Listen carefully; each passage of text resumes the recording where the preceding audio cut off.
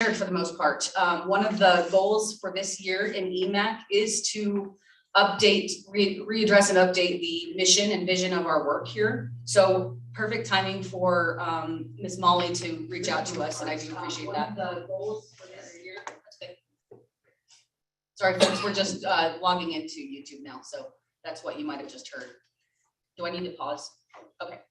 Thank you, Molly, if you're listening, and we'll also reach out to you to address what you wrote in as well. So thank you. Thank you. Is there anyone else who'd like to speak for an item not on the agenda? See none? Okay. Item number 4, announcements and updates. Does anyone have any announcements or updates for the group? Nope. Okay. Moving right along there. CYMPO updates. Thanks, Chairwoman, I appreciate it. I would like to introduce, Lindsay got a chance to introduce herself, but we'll give her the floor, and she is our new transportation planner, replacing in the office Daniel Harmonic, and she'll be the staff liaison for EMAC. But if you want to introduce yourself to the group, a little bit of background, Lindsay, welcome. Sure. Hi, everybody. I'll stand because I'm very, very important. My name is Lindsay Post, the new transportation planner here at CYMPO. I came from ADOT, where I was a program manager in the transit section in multimodal planning, and in the railroad safety section in the construction engineering office. So I'm really excited to be here. It's officially, I've been here 2 months. So my background is similar to what the work we're doing here, though my education is in public administration rather than public planning. So I look forward to learning a lot from all of you, from Matt Bondi, from the whole team. So thank you for having me. I got into transportation as a public bus driver, actually, in New Mexico, northern New Mexico, in a ski area. All I wanted to do was get a free ski pass, but they made me, choose a career and go with it. So here I am. I then never had another chance to ski ever again. So, and now it's way too expensive.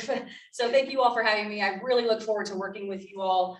The work you do is near and dear to my heart. I consider myself a steward of the world, of the earth, of humankind. So I hope to do good work with you all here today.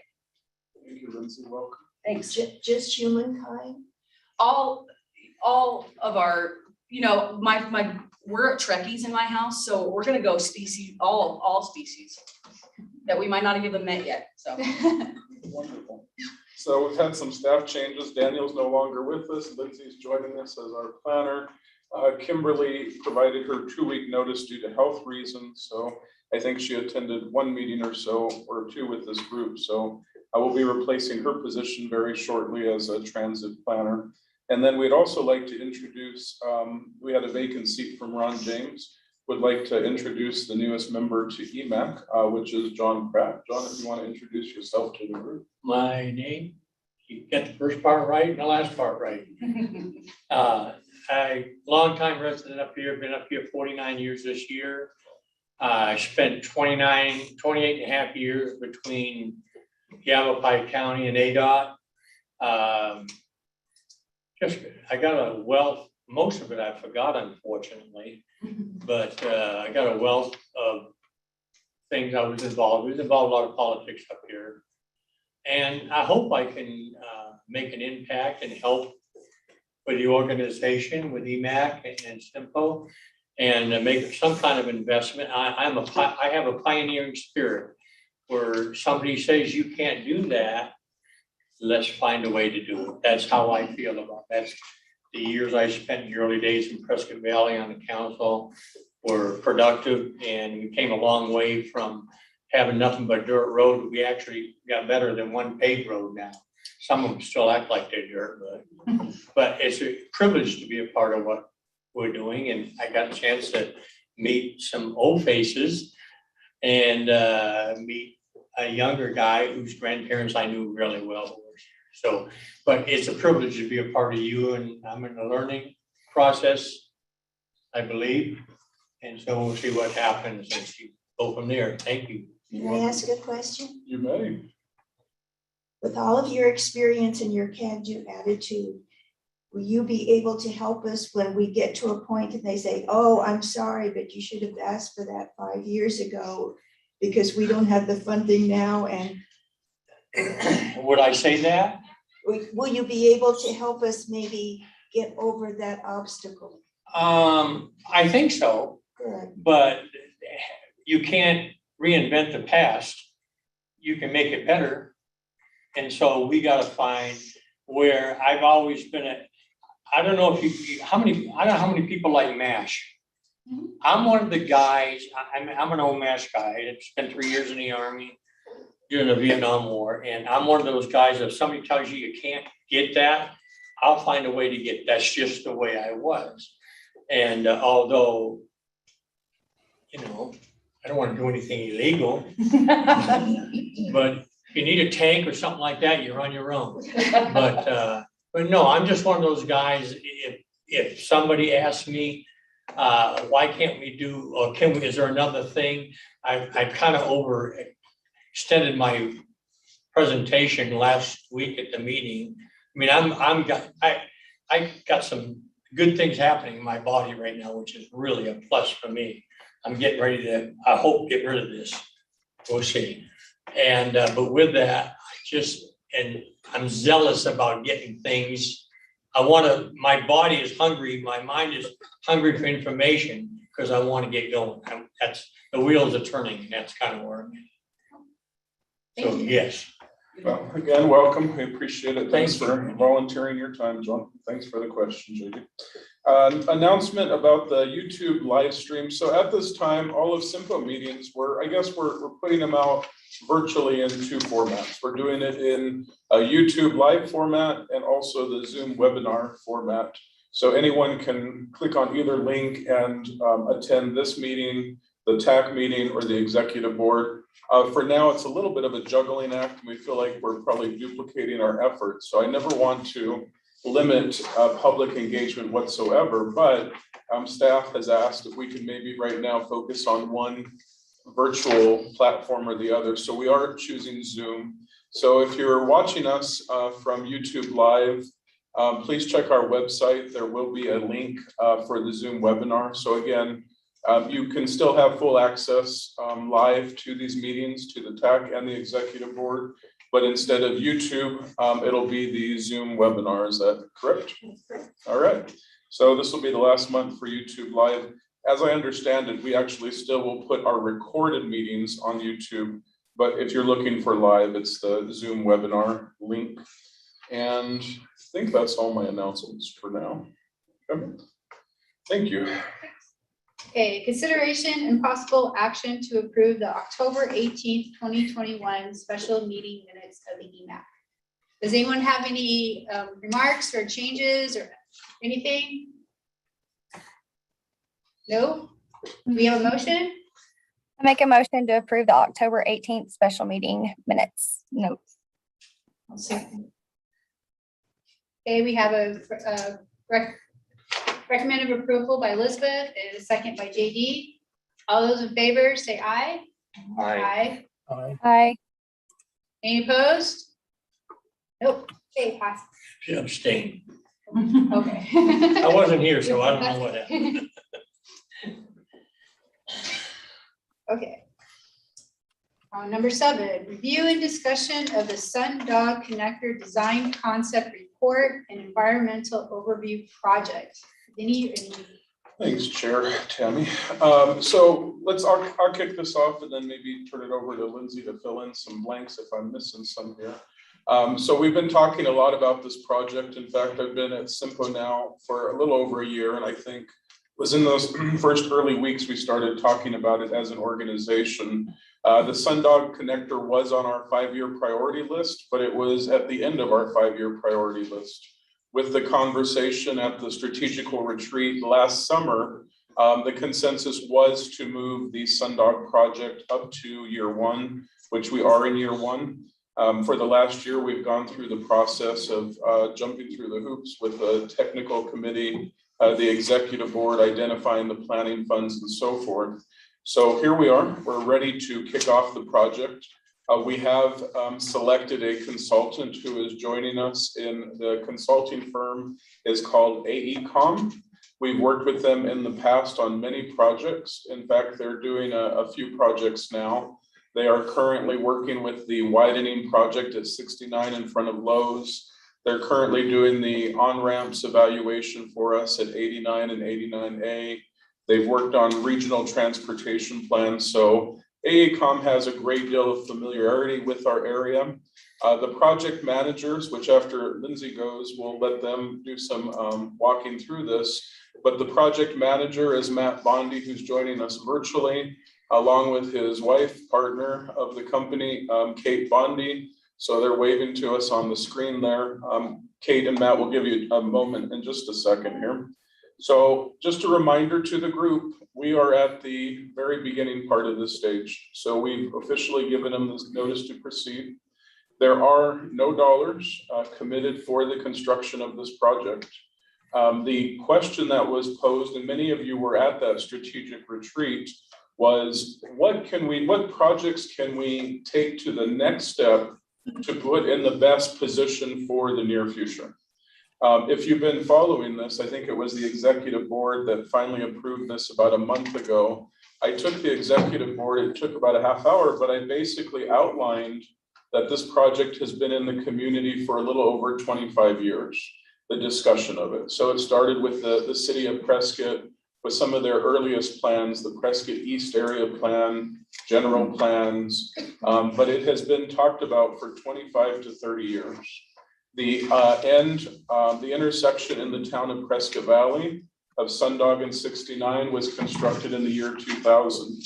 The intersection in Prescott on Prescott Lakes Parkway was constructed in 2010. So I just give you a couple points in that CYMPO, as much as we would like to take credit for this idea, we get zero credit other than to take the next step.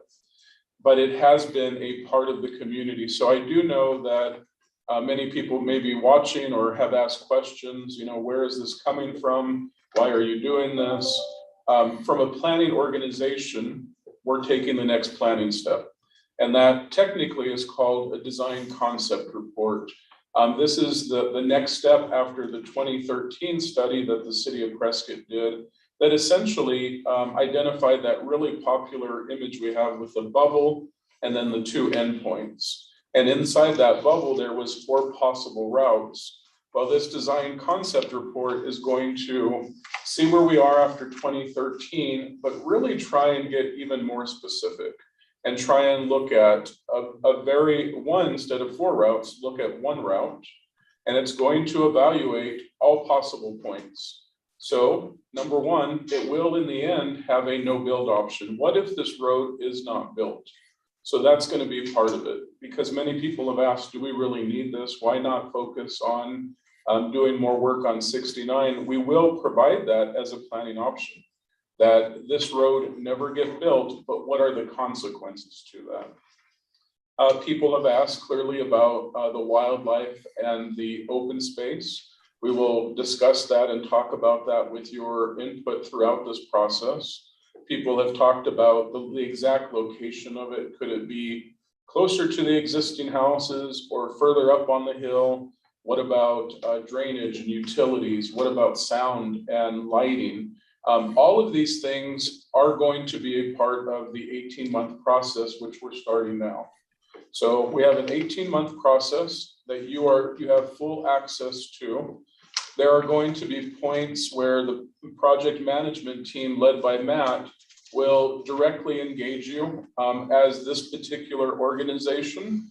And then there's going to be points where you're invited to stakeholder meetings, where you're invited to public meetings, and you're going to have that opportunity as the greater public will also have the opportunity.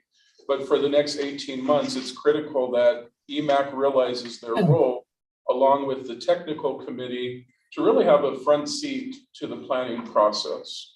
Again, I can't remind this group and anyone else listening enough that $0 have been identified for construction. So I know I've received several emails from the public saying that this is a decided project. Why are you even going through this process? You know what you're going to do, when in fact, I'm telling you we don't.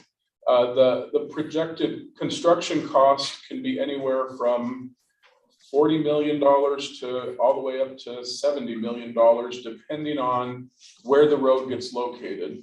It's a 3.5 mile corridor, but those of you that are familiar with it, there is a lot of terrain here. There's a lot of things that are in the works here as far as the geography goes.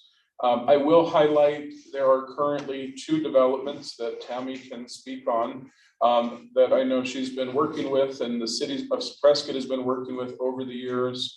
As you come off of Prescott Lakes Parkway, you have the Storm Ranch development, and then you go through some state trust, and then you hit the Yavapai Hills development.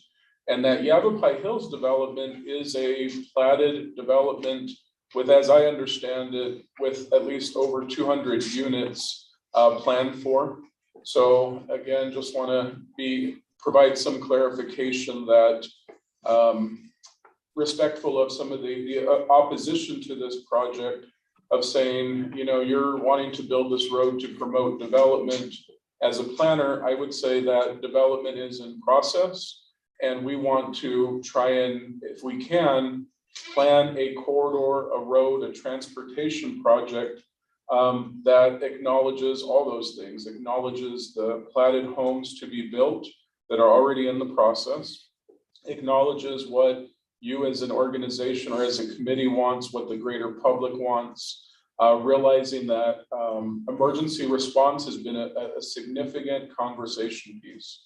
The city of Prescott had a presentation by, I believe it was the fire department about 2 months ago, looking at emergency response times.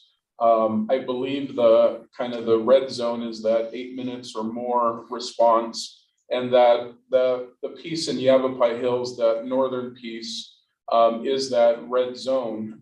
They, at the meeting that I observed, they were talking as to what relief, again, Sundog Connector could provide from that 8+ minute response. Clearly, if there's a road on the backside, to bring it to what I saw in this green range. So that's a major conversation piece. In the scope, we did put in, again, a very significant part to the wildlife corridor. As most of you are following, the new federal infrastructure bill has made a significant commitment of dollars across the board, but in particular, some real buzz has been given to dollars that are put forth for what is part of your mission. And again, looking for the outdoor space, looking for wildlife, transportation, safety projects. I think the last part I just want to hit on, I had a meeting with the town manager of Prescott Valley last week. He was updating me on the joint project by Yavapai County, City of Prescott, Town of Prescott Valley, that is looking to purchase the state trust land of Glassford Hill and surrounding area. And when I say surrounding area, right now, the state trust is part of this corridor project. So again, some emails and phone calls I've received is, you know, by CYMPO promoting the construction of this project, state trust will be residentially developed in the future. I can't speak to that other than what I've been shared with is currently it's state trust, not open for residential development at this time. But if this county, Prescott and Prescott Valley effort moves forward and is successful, the intent of those 3 municipalities is to preserve the state trust for open space, for park usage, and everything that I heard, at least from Prescott Valley, seemed very positive and moving forward. Clearly, there's still more discussions to be had with state trust, obviously with the financial commitment of buying that state trust. So it's not a done deal yet, but I think it's a very much of a positive from all aspects, most especially for maybe this group's purposes in looking to, again, preserve as much as you can for, again, the wildlife. So with that said, I hope I've hit on at least my highlights. Lindsay is going to be our project manager from the CYMPO staff team side for the next 18 months on the project. If this is successful in that the decision makers want to take the next step after this is the design of the road, okay? So this is design concept. We're gonna get to a very minor design stage. If the local mayors, councils of Prescott Valley, Prescott, the county want to go to the next step, that would be a design phase that could take up to a year. So right now, best case scenario, if this thing kept moving forward, we would be about 2.5, 3 years from a shovel hitting the ground, with the major point still being that funds have not been identified. I would expect that that dollar amount is not a solely locally funded project. That would require federal funds. I'll give one example and I'll turn it over to Lindsay. We have been working on the widening of State Route 69, which I know you all have familiarity with, in front of Lowe's. It's a 1 mile widening. The cost of the project is $13 million. When all is said and done, it would have taken about 10 years to deliver that project. So $13 million, 10 years, a bulk of that is coming from ADOT. It's about a little over $2 million of local funds between the city of Prescott, the county, and CYMPO, and then the rest is ADOT. I would say that's a very common approach to project delivery. The local funds on a major project just do not exist. So if we do this, most likely ADOT will not be a part of this project, but instead we would be looking to the federal government to assist with the bulk of the project. So I give that to you as a horizon to the future, that there's still some major conversations if this project were to be constructed.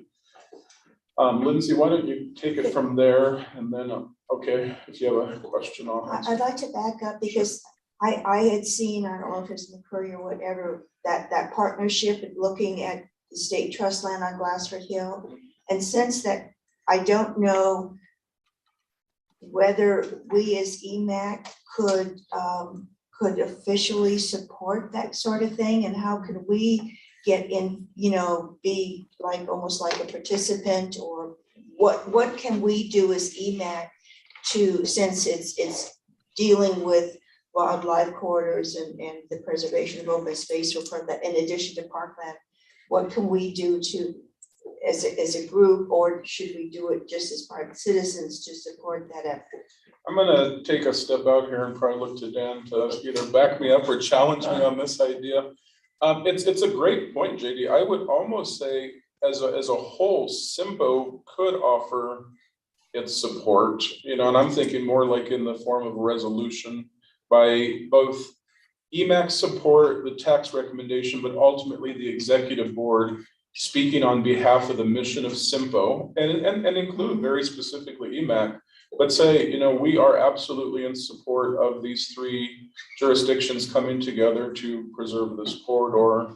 Do you see any issues in something? I don't, seeing as the 3 biggest players in the discussions are all representative agencies here at CYMPO. It's, I suppose it's a little bit, kind of redundant to some degree, but I, my opinion is, if that's a desire of the committee here, is to make a recommendation to the TAC, to make a recommendation to the executive board, that there be some statement or resolution to support this idea. It doesn't hurt having the conversations.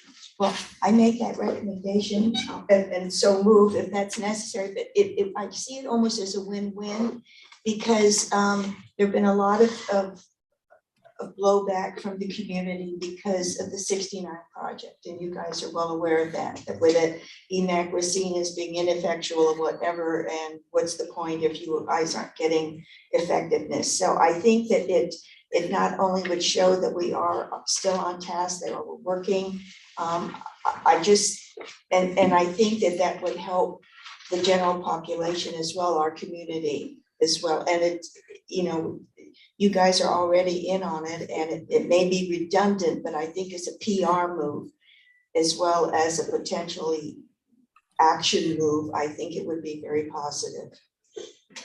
So what I would offer, JD, is we'll go ahead and put it on the next agenda for you to be able to have that action. I am not opposed to that for your consideration. It's a work in progress, Dan. I don't know if you're in the loop. I'm just getting up to speed. So I understand there's I haven't heard anything recently an about that. IGA, I believe, and that's it. But, clearly the funding is the biggest hurdle to overcome at this point because it won't be cheap. But it is politically driven, and I think there are certainly members of all boards and councils that are very supportive of this idea and don't want to see Glasford Hill covered in homes and things like that. So I think it has legs. It's just a matter of when, and I would imagine that there's some discussion through all the budget processes of all three agencies as well as far as scraping the dollars. And if we get enough exposure in the community, there could be some private funds that would come in to help with it. Well, certainly the Save the Dells group is intimately involved in this. They're the ones that are pushing it, I believe, with regards to the city, county, and town. And that is a, well-organized group that I think probably has the ability of raising funds as well. But, you're probably talking on the six-figure kind of amount at most. And this is going to easily be in the seven figures for acquisition of this land. So, it's maybe not quite dropping the bucket, but it's to do some fundraising for it is going to pale in comparison to what the three agencies will really need to come up with. I think with this But you is never know. You never know. I just, as a side note, there was one woman who has remained anonymous, and she wound up donating $6 million to various animal welfare charities locally, and I think also for the CASA program for children. So, there are these hidden people who have great aspirations for making it a better world, who have money, that if they don't know about an opportunity, that they can't take advantage of it. So, but thank you. John, you have a question or comment? One of each, I think. Can we back up just a little bit? But When you were talking about, well, first of all, the land that Prescott Valley is going to acquire it's not BLM, is it? state trust, State trust land? and it's Prescott Valley, Prescott County joint. Oh, okay. And so that's the discussion. it's just, okay. Nothing's written in stone. And what, can we find out what the purpose to acquire that land was for? Was it for access, development? As I understand it, as what has been just recently shared with me, and I think it was in the newspaper, the intent is to preserve it as open space. Open space? Yeah, I believe, a bulk of that is the Glassford Hill itself. Mm-hmm. The town of Prescott Valley, as I understand it, I don't mean to leak anything ahead of what they want to release, but they do have outdoor preservation purposes to develop it recreationally, I believe. Okay. The city already has the Dells itself, or the Right. large portion Yeah. of the Dells. So this is kind of seen as an extension of that. Okay. And so with that question, you mentioned earlier about possible another road on the north side of Glassford Hill. So because this isn't agendized, I just want to make sure that we're following theory here. We don't have this on our agenda. So is this something we should put on our next agenda so we get more information? We can do both, I guess, in the sense that it would be definitely worthy to us to continue to track this particular item. It's clearly an item that's big enough to have its own discussion. But as far as the transportation corridor, I think we're still okay within the context of that. But you had a question though about something running to the north off of it? North of, well, it'd be south of 89, just south of 89A. But is included within that connector perimeter for the one south. I still have some questions about the southern road and the elevation, because we already know we get a little bit of snow. If any of that road is hid, it's got ice on it in the wintertime. It doesn't happen, and then we don't have, we always I think everybody agrees that Highway 69, the traffic counts are terrible right now. So it would probably alleviate some of that. But is it gonna be more an internal road or in addition to Highway 69 widening? We're not gonna see that for a while. So I guess a couple comments on that, John, at this time, there is no additional road coming north off of the Sundog connector. We are looking at making connecting points that would go south, possibly into the Yavapai Hills development and possibly Diamond Valley, but that'll be evaluated.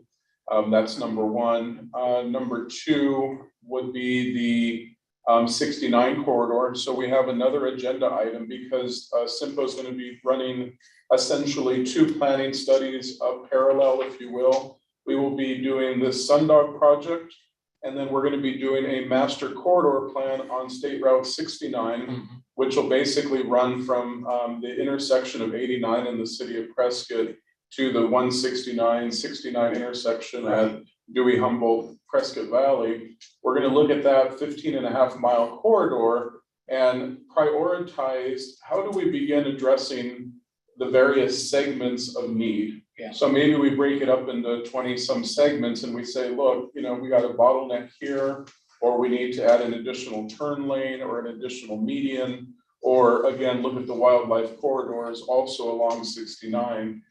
The reason we're doing this is that 18 months from now, we want our decision makers to have information on 69, and we want them to have it on the Sundog connector. And again, the various decision makers will then decide, do we prioritize more work on the 69 corridor, or do we go with this brand new east-west corridor road? So I guess that would address some of the issues about 69. So, and so with that, then this new corridor connector between Sundog Branch Road through Yavapai Hills into Prescott.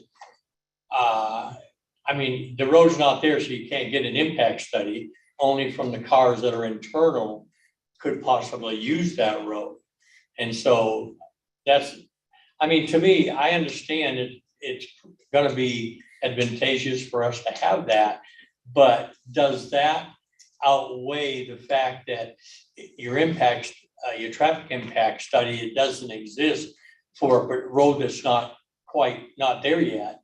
And how are we going to decipher how many people are going to go to Prescott? You can't, I don't know how you're going to do this.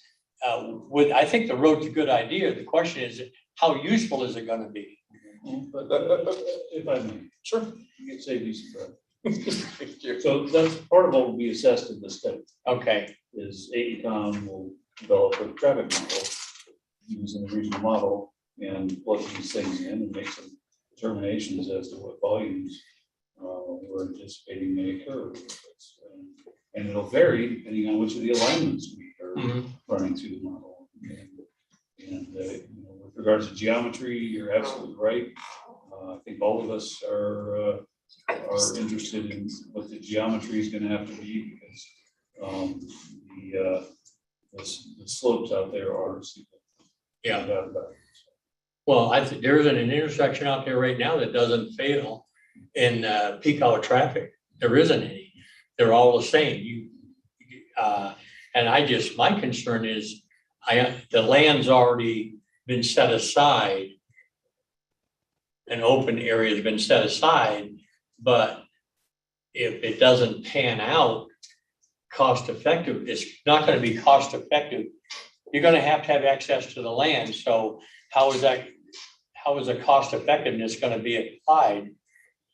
You know what I'm saying? And I think too, I guess 2 comments. Let me partially address that. And then in just a moment, Matt will speak to what Dan was saying a little bit more technically and share what they plan to do to answer your question technically. I got in at the end of the line here. I'm sorry. No worries. It's all good. We want to bring everybody up to speed.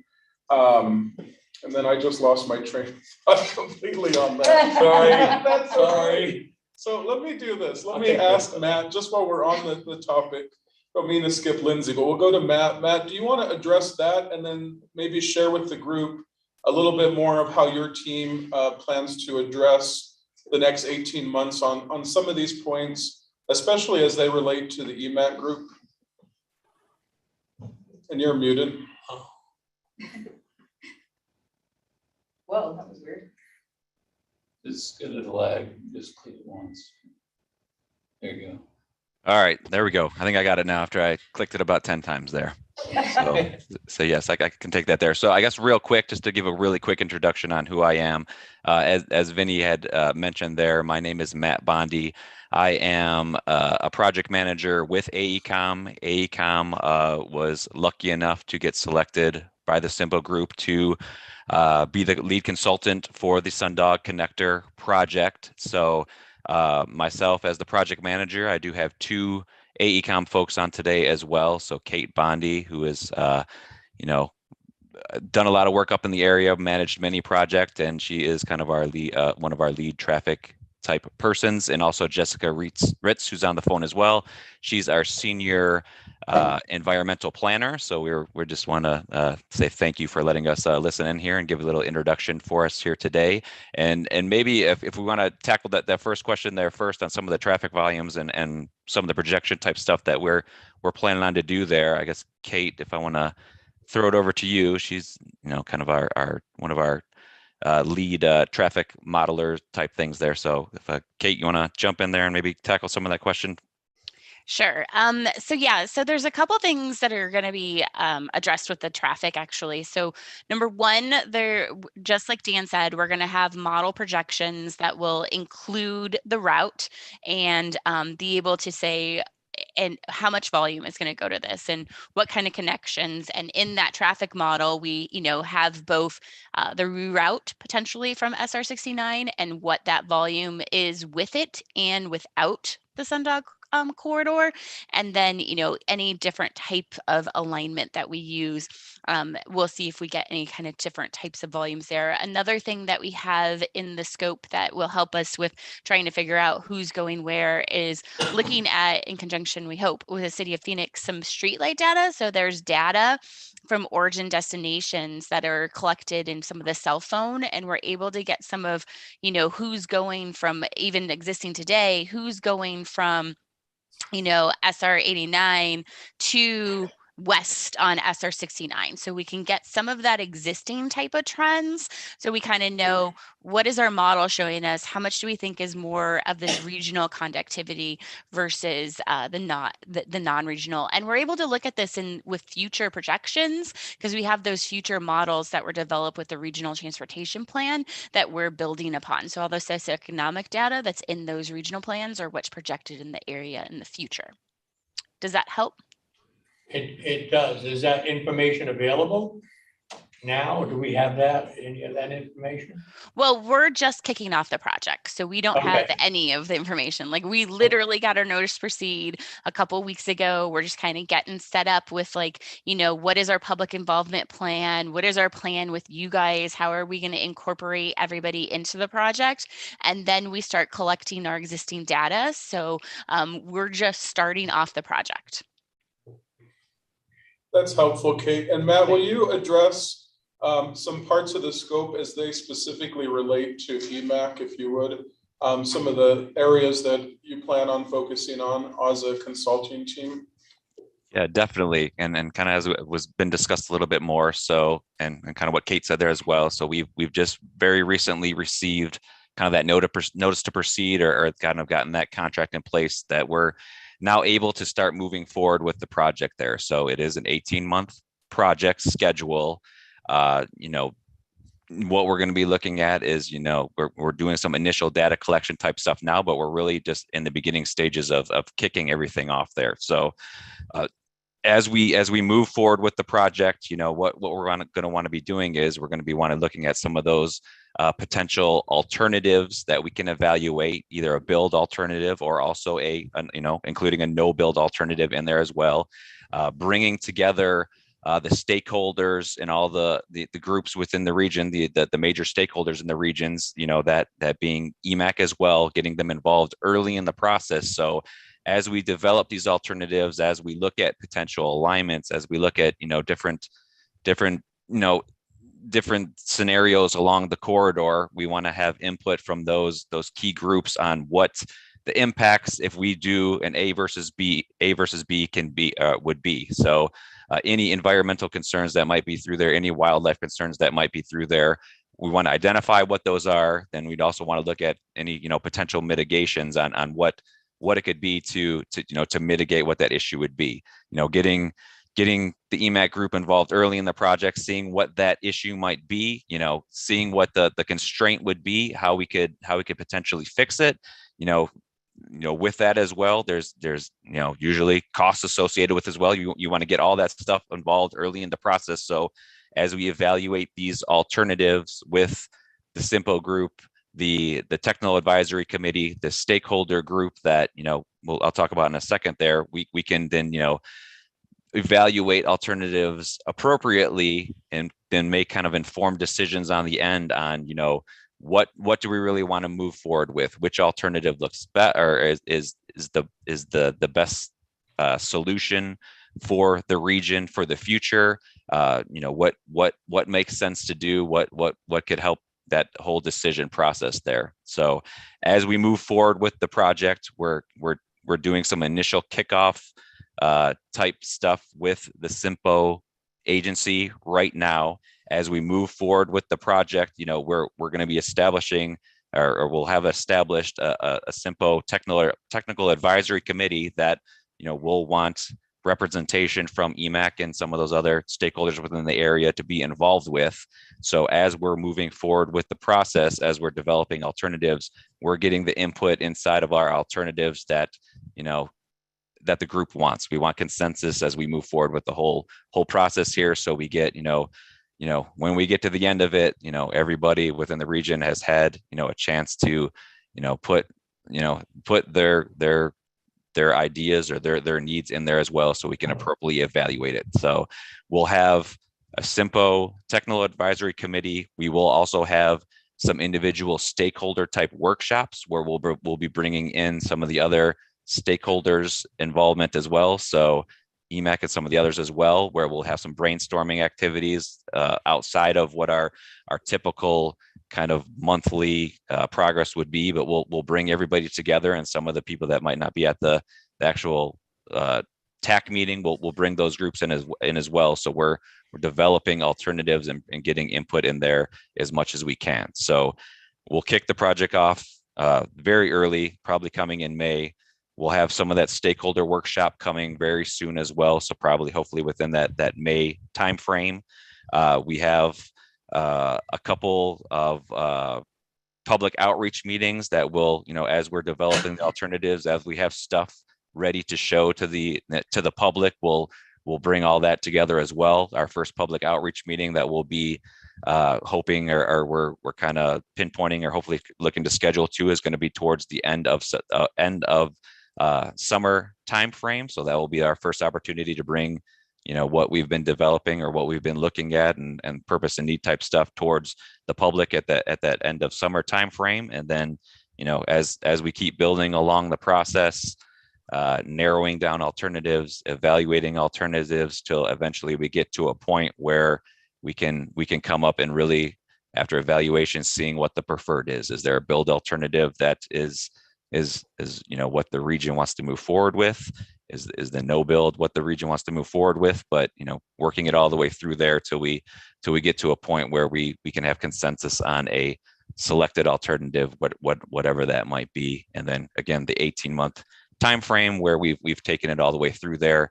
If we've moved forward with a build type alternative, we will develop some 15% design plans for the alternative as well that could be used to keep the process moving forward if that's desired. So again, this is planning. This is the kind of the initial step. We want to get as much stuff and input in there as we can, so we can make the best informed decision at the end, which is best for the region and what would make sense to move forward, that everybody kind of has consensus with as we move it forward there. Thank you. Thank you, Matt. I see there's a question by Councilman Montoya. If I can just add one comment before we go to our question. Probably put an asterisk next to the no build scenario. If you've heard me talk about this in some of the recent TAC and executive board meetings, there are 2 development agreements in place. As I've researched with the help of the City of Prescott staff, there is a development agreement with Storm Ranch and the City of Prescott, Yavapai Hills and the City of Prescott. And as I understand both of those development agreements, they account for the first 1.5 miles to be constructed of what we're calling Sundog Connector here in this case. So when I say a no build option, I would probably clarify that by saying a regional no build option, because at some point, again, the City of Prescott and these 2 developments that have actually existed since, one of them since the late 90s, have been around. So when somebody says, when will the road be developed, that's between the developer and the City of Prescott. But those agreements have already been council approved in place for a couple decades for the first 1.5 miles of Sundog off Prescott Lakes Parkway to be constructed. So I just want to add that little clarification. When I say no build, it's more of a regional no build. And then with that said, Councilman Montoya, you have a question? Hi, can you hear me? Yes. So I wanted to follow up on what Matt was talking about a little bit. He mentioned this idea of doing kind of a meeting to kind of in the summertime to kind of roll out some of the information from the plan and in the summertime. And I just wanted to say, I think that's a great idea from my perspective as having interacted with a lot of different constituents who run the gamut of opinions about this project. And so I guess my question, or my suggestion, I should say, would be to make sure that it's well noticed and well engaged in the community. And I'm sure there's a variety of ways to do that. I think there's a variety of ways to communicate with people. A public notice obviously is one, but I would encourage CYMPO to maybe coordinate with the City of Prescott through their social media outreach to do some things there too, and promote this, because when I've met with constituents who expressed opposition to this, one of the things that I've encouraged them is to, instead of casting aspersions from the outside of the process, to get engaged on the inside of the process, so that regardless of the outcome of how this moves forward, my opinion is the more citizen engagement we have, the better off we'll be. Thank you very much. Thank you very much for your recommendation and comments. We've noted them. We'll definitely follow up on them. I will offer this to you and to everyone else listening. 1/4 of our budget we have committed to public engagement. We do realize clearly throughout the decades, especially the 2013 Met meeting and beyond, the sensitivity to this project, the need for a greater public engagement. So again, 1/4 of our budget is committed to attempting to gain that public engagement piece. So from the City of Prescott's offer to be helping us to get the message out, we'll absolutely do that along with Yavapai County, City of Prescott. Matt and Kate can speak again on that. We have several meetings coming up that we've already met and talked about how do we advertise them to the public, because I don't want the public at any point to feel like, why didn't I know about this meeting? Why wasn't I invited? Why are you making decisions without us? More than that, to Councilman Montoya's point, we're going to have meetings coming up, but we need to be we need to communicate what each of those meetings are for. Some of those are, again, some simple data collection points, some stakeholder input, some greater public. So we are going to be putting out some information that's going to help to explain what the meetings are, when they are, and what the purpose of those meetings are. So I appreciate that. I still see your hand up. Councilman, did you have another question or comment? Oh, it's gone. I'm good. Thank you, Vinny. All right, you're welcome. Matt, did you want to add anything to that part? I think I covered it, but yeah, I think you covered it, but yeah, I mean, that's one of our biggest early action items is, as we proposed on the project, as you said, public involvement is a major component of this process. We want the community and the stakeholders involved, and we want them, to feel, we want them to have their input included within the entire process there. So kind of some of our early action item stuff is we'll be developing further our official public involvement plan. That'll then kind of be our guiding document throughout the process. But as you said, we're going to want to get documentation in front of everyone and be transparent on meetings, when they are, what they're about. We're going to want to reach out to all the different groups within the area and get representation from them there. So they're involved with the process, their input is heard, and so that if we get down the line, we don't want someone to say they were unaware of it, or they didn't think that their input was included within the process. But public involvement early, often, we want that's a major component of this potential or of this study. So we want everyone involved. So Thank you, Matt. Kate? Yeah, I just wanted to reiterate and kind of expand a little bit on just a couple with the EMAC. So yeah, I agree. We, have an extensive public involvement. We'll have a plan that everybody can look at, and but it'll also include, as Matt mentioned, we have monthly with a technical advisory committee. We're going to have these workshops with hopefully getting different groups. It's a bigger than the TAC, but more, engaged with the public too, but also smaller enough to have a workshop and have major interaction. And then in addition to that, so we have 2 of those, and then we have our other public open house meetings. And then at the same time, we're planning on having extensive outreach online and making sure that we garner comments, have a webpage that CYMPO will have up to get comments, to filter all the people that just want to have that input online, being able to get that information from them. So there's going to be a lot of different ways, and I encourage everyone to encourage all of their other people, the constituents, to help, get involved, to make sure that they have their comments put on there. So that'll be great. And then from an EMAC perspective, this is the time. We're finally on a project, right, where we're in the planning, in the scoping, and we can say, okay, what are our wildlife concerns? And that's what Jessica is going to be in charge of the environmental overview. That's what we want your guys' help on. We want to know, what do you guys know? What if, Arizona Game and Fish collected? What do you guys know is important from a wildlife perspective in this area? What are your guys' concerns? And then really identify and help us identify, when we get to those alternatives, what do we need to also include, if anything, from a wildlife perspective, to help make sure it's incorporated in those alternatives. And at least that we have that option, and that you guys as a group understand what it could be, what it could look like, and how much does that cost, right? What is that? And so that's why, this is the important time for you guys to be involved, because this is when we can actually incorporate something in there, because we're in the scoping phase. We're in where we're like, okay, well, this is what we've identified we kind of want. How much does that work? Is there a grant that you guys can help go after, something of that nature? So I just wanted to encourage you guys all that this is a great time for us all to coordinate. Jessica will be continuing to coordinate, and Matt with you guys, all of us will, throughout the 18 months. But any information that you guys have already collected, send us that way. We're going to be in the data collection phase right now.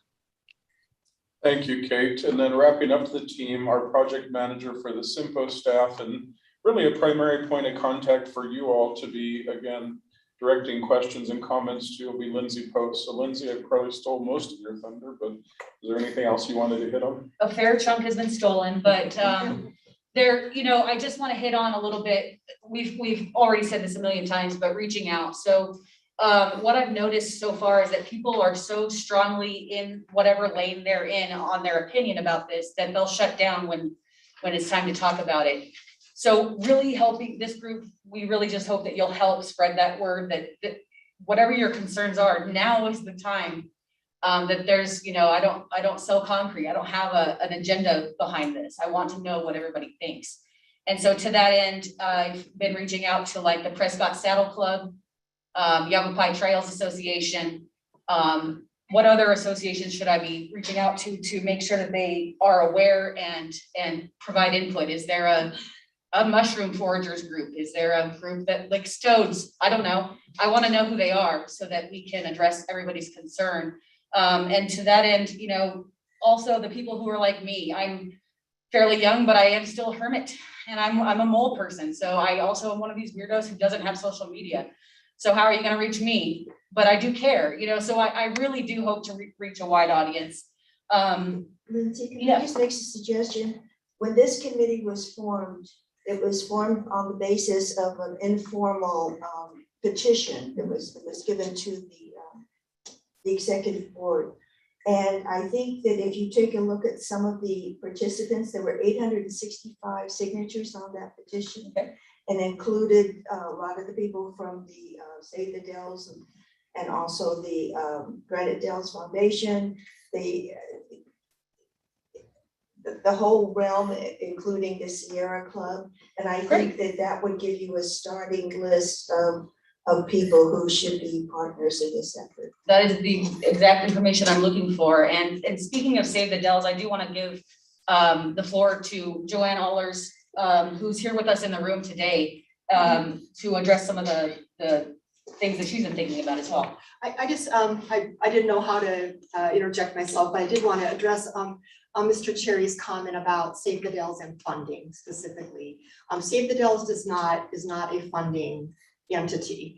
We're a grassroots political action committee, engaging the public, doing a lot of outreach and social media and education.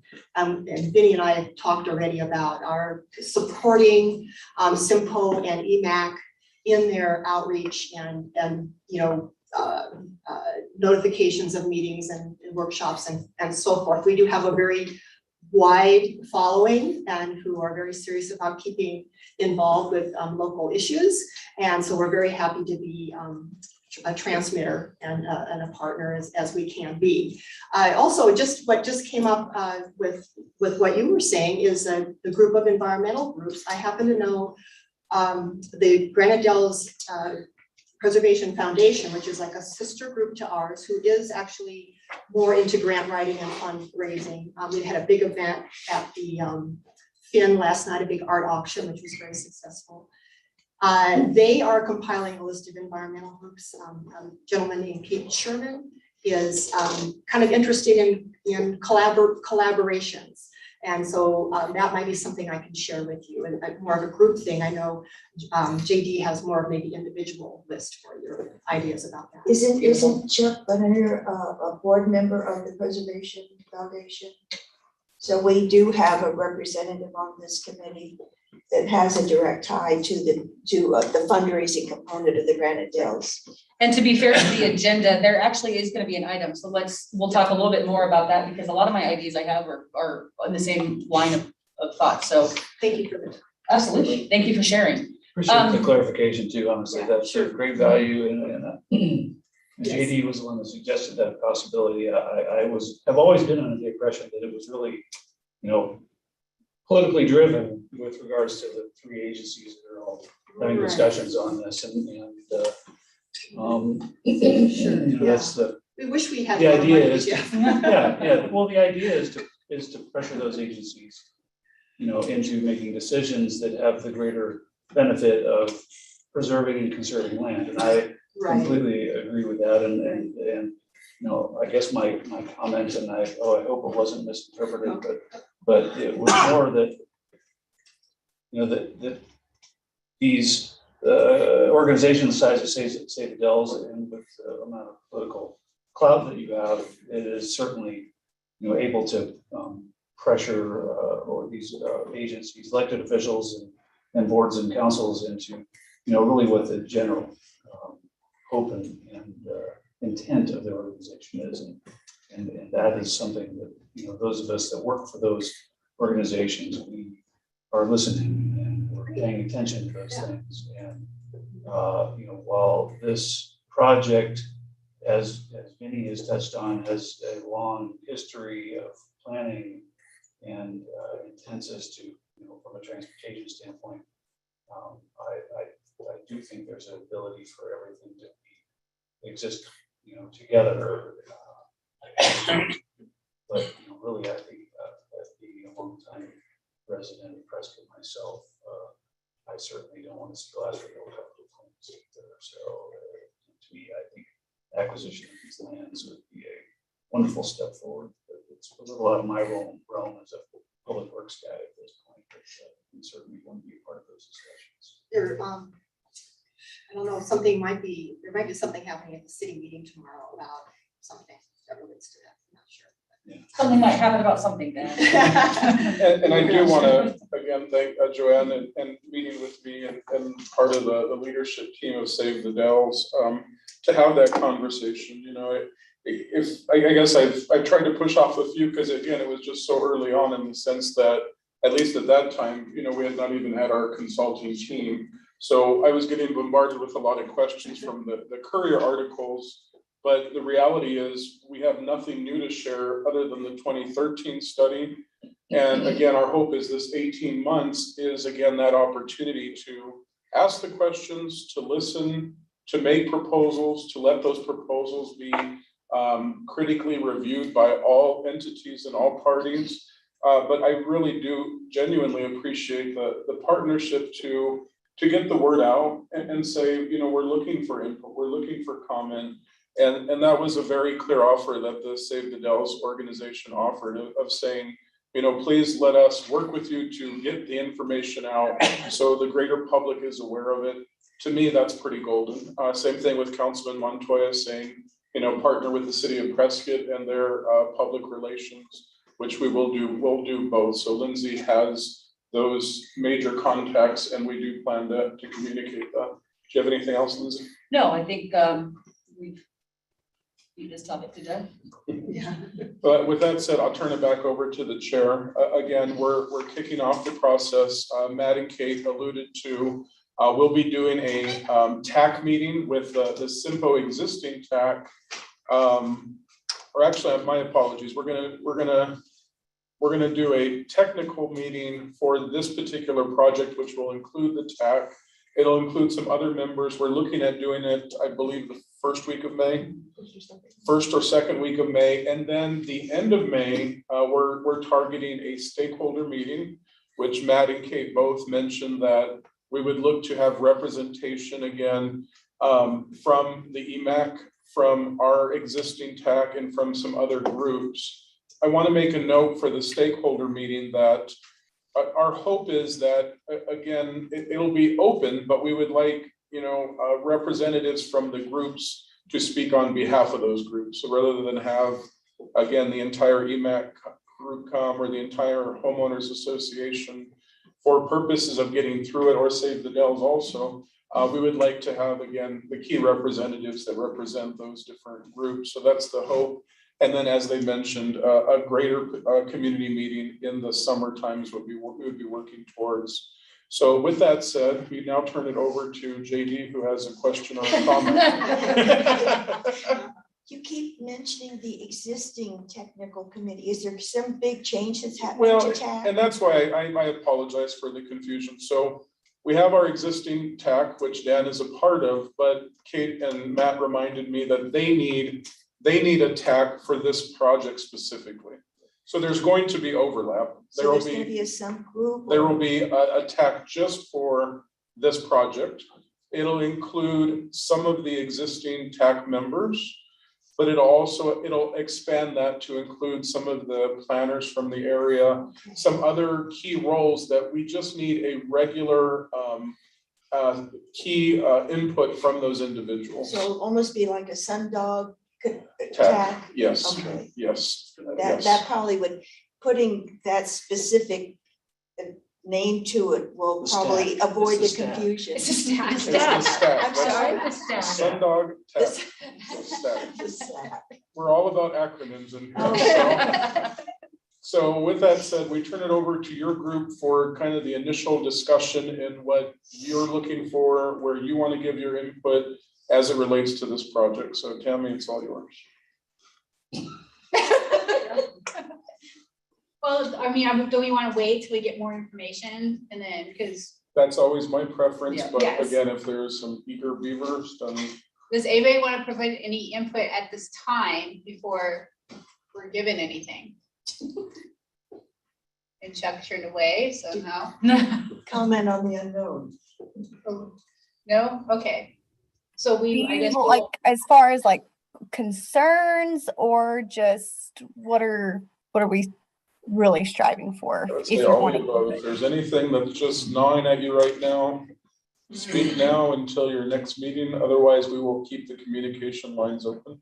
If you can't sleep tonight unless you tell me what you want to tell me, tell me. Now, that does raise another issue because the EMAC has been meeting over longer and longer periods of time in between, but with this coming to the forefront, it appears that we are going to need to go back to having more frequent meetings. And that was the intent when we went quarterly, was that we didn't have anything at the time. We were waiting for all this to come to the forefront. And when we did that, we said, if we need to have more meetings, we can do that. So we had that all set up when we went quarterly. Yes. Matt, I see you're answering Jeff's question, so I won't raise that concern then. And my eyes are really good. I was impressed when I saw some of the names up there, but the question for the group is, who has better eyes? I'll read it all. Oh, go ahead. So Jeff Gagnon, most of y'all know who he is.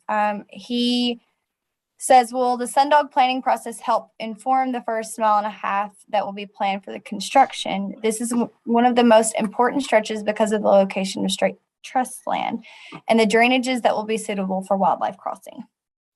The problem with that first phase is platted. So the first phase of my speaking out is Storm Ranch. And Storm Ranch is platted. It's private property. It's already platted. So there's going to be no changes to that portion of it, but will show us where that connector is going to be to state trust land. And then same with Yaupai Hills, which is kind of in the middle. There's a undeveloped portion of Yaupai Hills kind of in the middle of this corridor that has a planned corridor, a planned connector through there. That's been preliminary platted. I don't think the final plat was approved, but it's already, we're waiting for people to come forward for that project. We had some interested parties recently. And part of the problem is the connection. That was something that was never brought to their attention when they were looking at the property. So at this time, the Yaupai Hills has nobody to develop it yet, but it is an approved corridor through there too. So we kind of know where the connectors are going to be to the state trust land.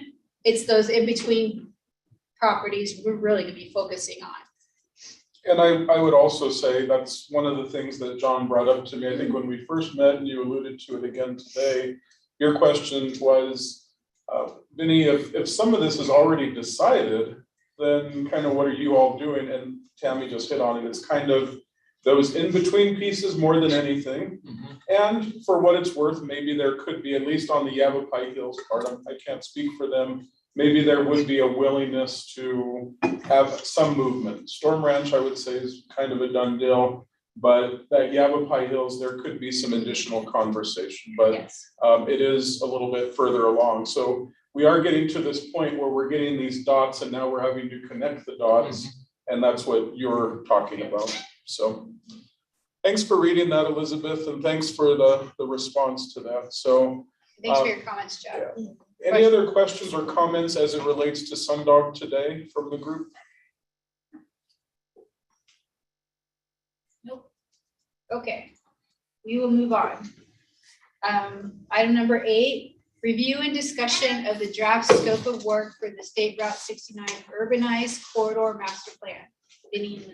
Thank you very much. So again, this goes to JD's question earlier, I believe, to John about, how do you as a group get ahead of things that are in the planning process?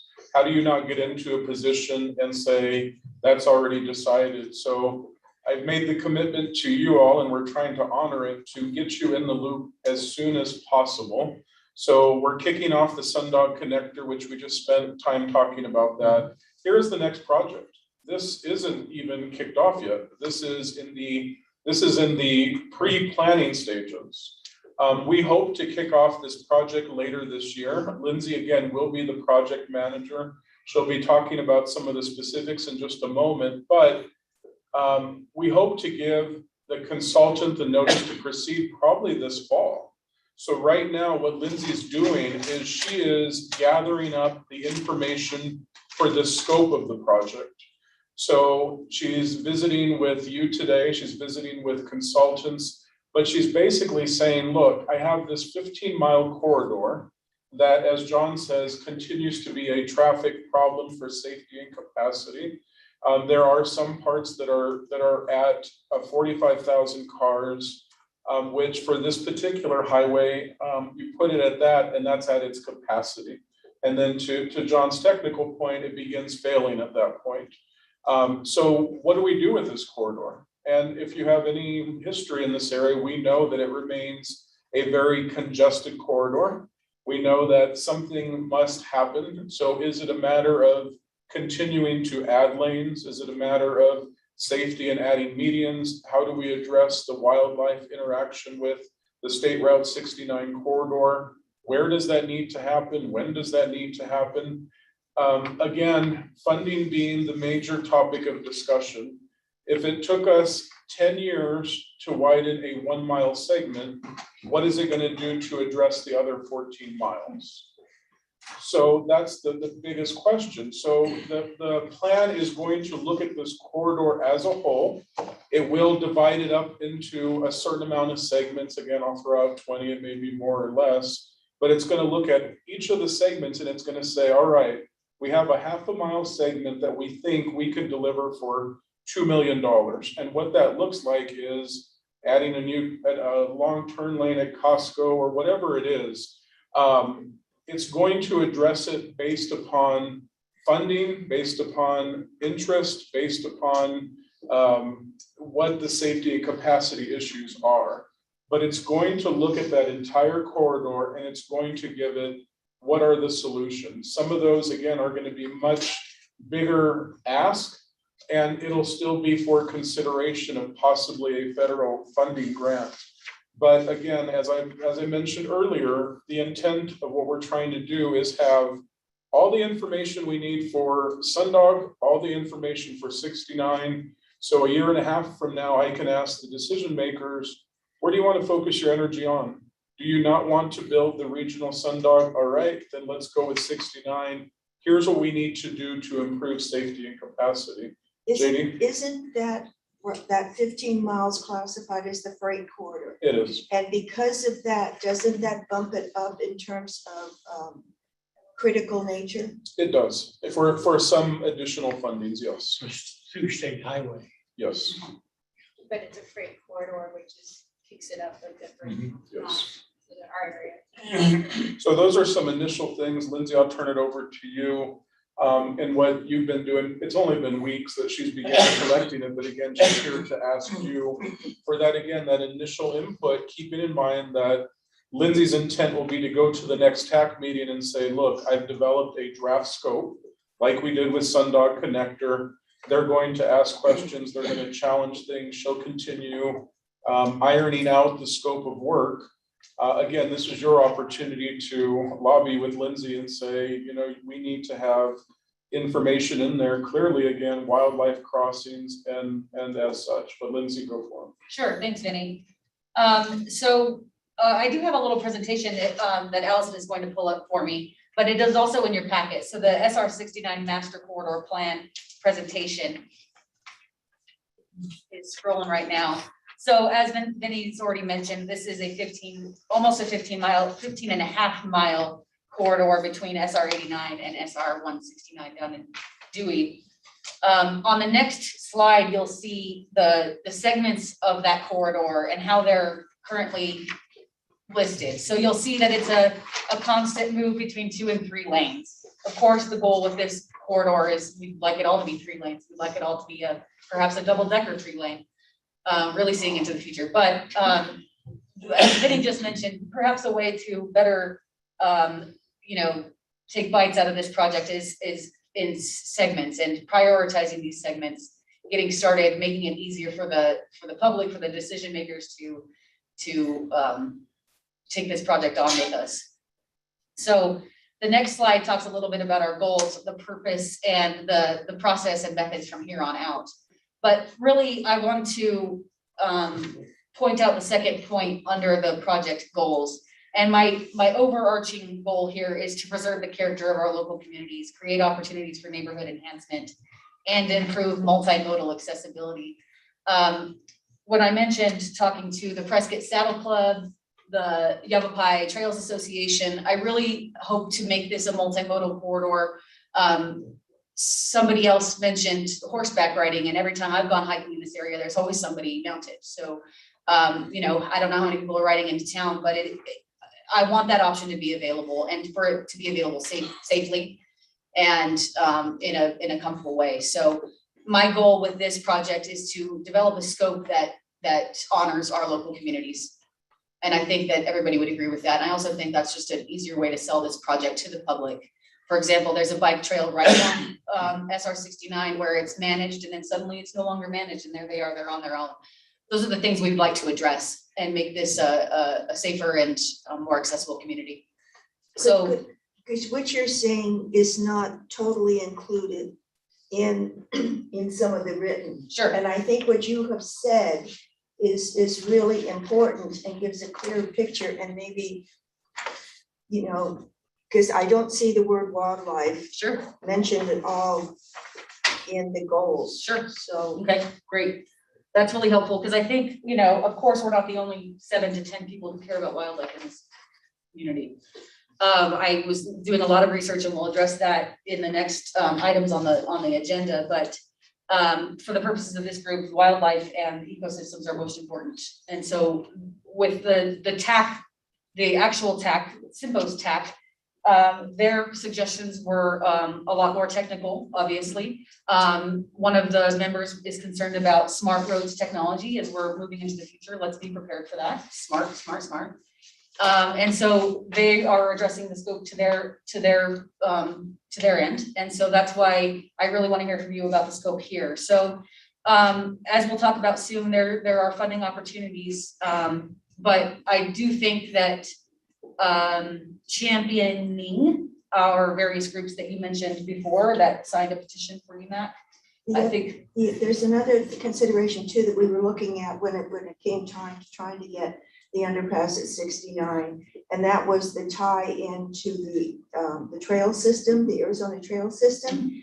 And so that not only, I mean, it is a positive, but it also is an economic driver. And I think that we need to be able to justify that the expenditures that we're asking for will have a financial payback. Beautiful. Yeah, that's beautifully said. And as I've been looking into it more, I can see where those little gaps are. So for example, with our last discussion, Sundog, I won't spend much more time on it, but there's a gap between the Glassford Trail System and the Peavine Trail System, and the Sundog can help address that beautifully.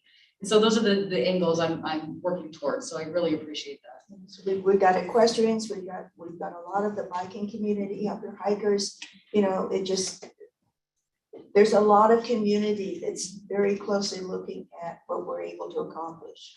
So yeah, those ways that we're thinking outside, you know, I'm not a planner. And so in these ways, it's a benefit because I think way outside the box, perhaps than you might before, you know? So I really appreciate these suggestions. And I think this is what's going to get us a really, really good scope of work that'll benefit the most that it can possibly benefit. So what I would offer, again, this is the earliest of stages. We are literally brainstorming at this point. Lindsay is brainstorming and we're putting on a whiteboard, what about this? Well, no, let's do this, let's change that. With that said, though, she invites you to that brainstorming process. As JD just said, hey, I don't see this in here. This is the time to do it. I would also not limit it just to this meeting. You can drop Lindsay an email or a phone call and again said, hey, what about this? So she will continue to add as she gets it and attempt to shape something, bringing it again to Dan and the TAC for their review and consideration. And she'll be presenting that here in the next month. So again, it's completely open to dialogue and brainstorming. So if you have anything for her today, you can offer it. And if not today, then follow up with an email and she'll gladly take it. So happy to take questions or comments on it. Thank you. Does anybody have any comments or questions at this time? Yes, I do, thank you. Are they Are there any propositions of including overpasses in this or? For wildlife or traffic? Well, no, for traffic first, wildlife, I think, Tammy, you were saying last time, when I was here, that wildlife, I mean, experience I have with wildlife, it's all about underground.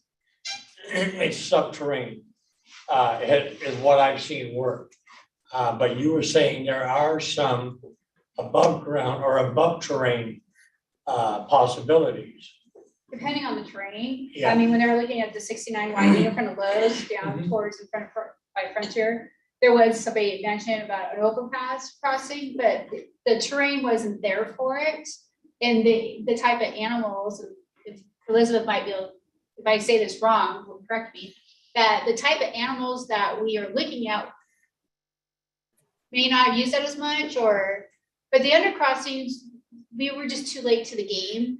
And that's why we were looking for alternatives, but the overcrossing would have cost way too much for the project and there was no funding for it. Okay, does Game and Fish have any indication as far as locations are? Because you always see, I used to leave early enough when I come into work, see deer on Highway 69 all Yeah, the they've time. got tons of data that they've been collecting. Jeff, that's on the call, he's the wildlife specialist. And Correct. Elizabeth is a And member of the Elizabeth. committee. Yeah, she's from Game and Fish. And Okay. she's part of this group and they have lots of I haven't seen data. any fish cross the road yet. Not yet. Okay, well, you know. No, But they have Not tons of data, they always bring information to us Okay. and they're always updating their data. So we do have a lot of information about where. And also the Forest Service is Yeah. represented, so that was one of the intents in forming this committee, was to getting all of the information put together in making recommendations, so. Beautifully said, Tammy. Thank Beautifully you. said. Okay. So yeah, you might be like me, I'm a ruminator, I really like to, wake up at midnight and text Vinny about all my beautiful ideas, so, you might not have an idea right away, it might take a few weeks for you to think about these kinds of things, but anytime you think about it, just shoot me a line, we can either talk on the phone or email, or if I'm in Prescott, we can meet. So when it takes me longer to get the word from 6169 to in town, I can send you an email. That's stupid. The construction hasn't started yet, has it? No. It was touched on in the TAC meeting last time, but I think Norm was the one that made the suggestion that if we could find a scope for a similar master corridor study and use that as a starting point as well, that, I think that the intent of this committee here is probably one of those areas that maybe wasn't focused on other master corridor studies. So by all means, don't assume that things are already going to be included. If you have thoughts and input, please share it with Lindsay. I think that's critical when it comes to this, the goals and mission of this committee. I also want to mention, and for those of you who are my Facebook friends, every time I come across anything that has to do with wildlife crossings, I put them on my Facebook page. So JD Greenberg on Facebook. I have several, including the one that they're just really starting construction on now over near Los Angeles. I think it's the 101 with the mountain lion. It's going to be like a mile that they're putting it in. So, I mean, we don't have to reinvent the wheel if we can look at what's been done and use portions of that for us. Well, Chuck's gonna enlighten us about these. Could I say something about what's been done? As far as this committee is concerned, there is a report that Allison sent out to everybody. And it is a study that ADOT did for wildlife vehicle collisions. We have that on the agenda, Chuck. Oh, okay. Yeah, so we're not there yet. That's the dessert, Chuck. But I just wanted to make sure it got in there. Yes, we're it's going on the long. agenda. You're able to hang with us until then, right, Chuck? I hope. I'm expecting another phone call shortly. Okay. Well, all right, so I think, are we done with this This one? Sure. Okay.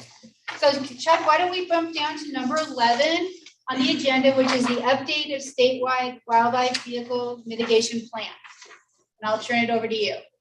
Okay, right now, it is the final document that ADOT has done studying wildlife vehicle conflicts in Arizona.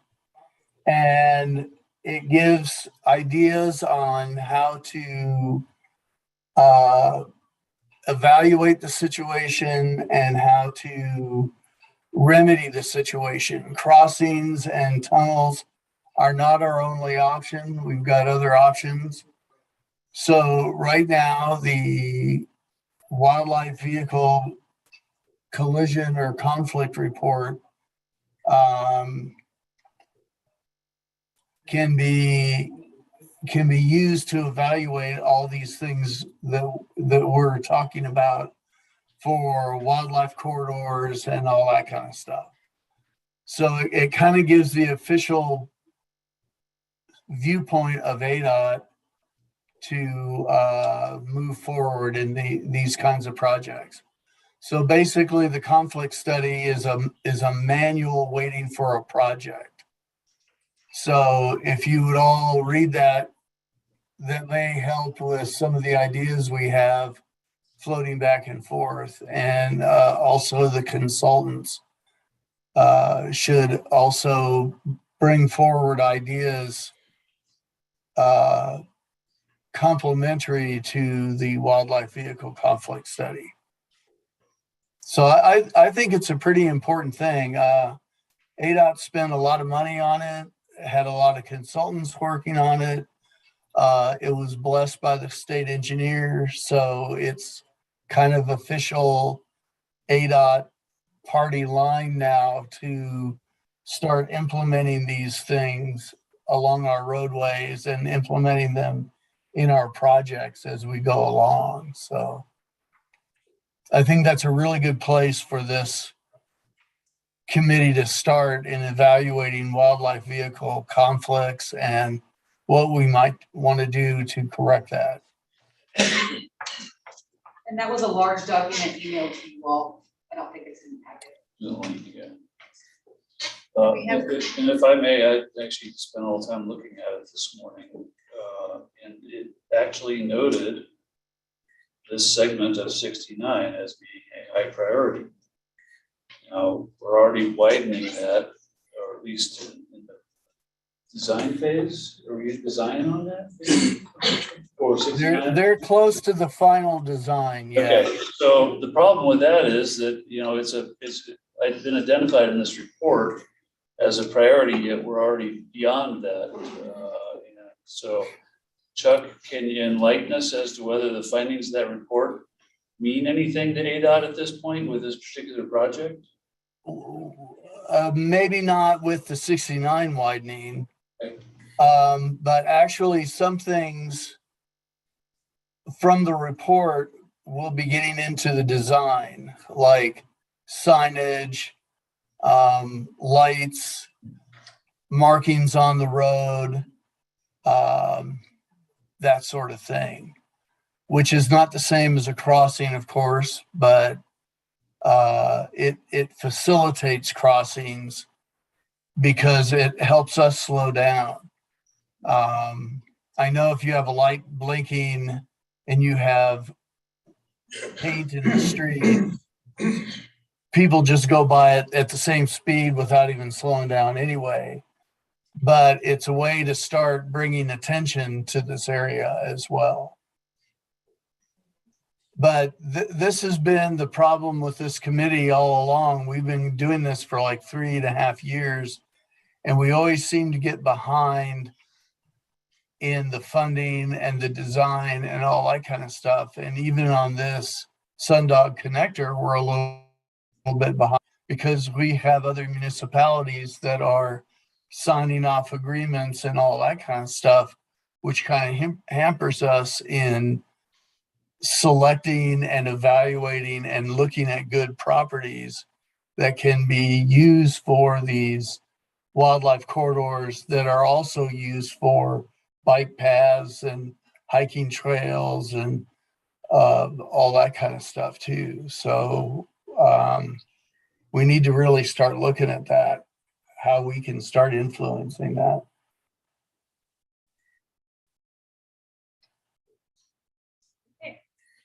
Do you want to read the comment from Jeff? Sure. Jeff from Arizona Game and Fish, unless I'm wrong, it looked like the SR 69 master plan, which is what we're discussing now, included the area planned for widening already near Lowe's. Can that culvert that we were too late to the table on be revisited in the master plan for future efforts? It's still one of the most important corridors in the area, and SR 69 is number 3 on the list of the report that Chuck references. So I think my response would be, yes, it's definitely part of the master corridor plan. And I mean, we're looking at the entire, we're not excluding any segment of it. So to Jeff's point, can it be included? Yes, it will be included. Can we revisit it? Yes, we can. And again, we're looking at probably a 12-month process of evaluating that 15.3 mile corridor, and whatever the consensus is of all parties involved, fiscally constrained, what is the priority? And that may rise up to the top, and if so, then that's our #1 project.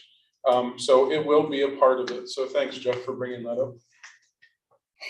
Yeah, Game and Fish did a really good presentation several years ago to the committee that was really a great presentation. Unfortunately, the money was already allocated to not do something there.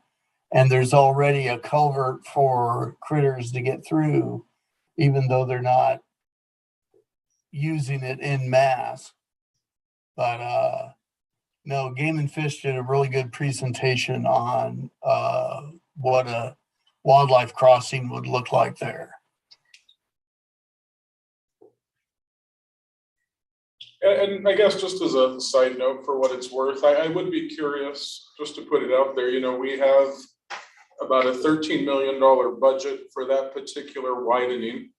I'm not recalling the tentative cost on the proposed underpass parts that were possibly denied. It went from 1 million, and then when the gentleman from ADOT, I don't know if it was Andy, but every time he spoke, he raised it by $1 million until he got it up to before we finally left the topic, he was at $4 million.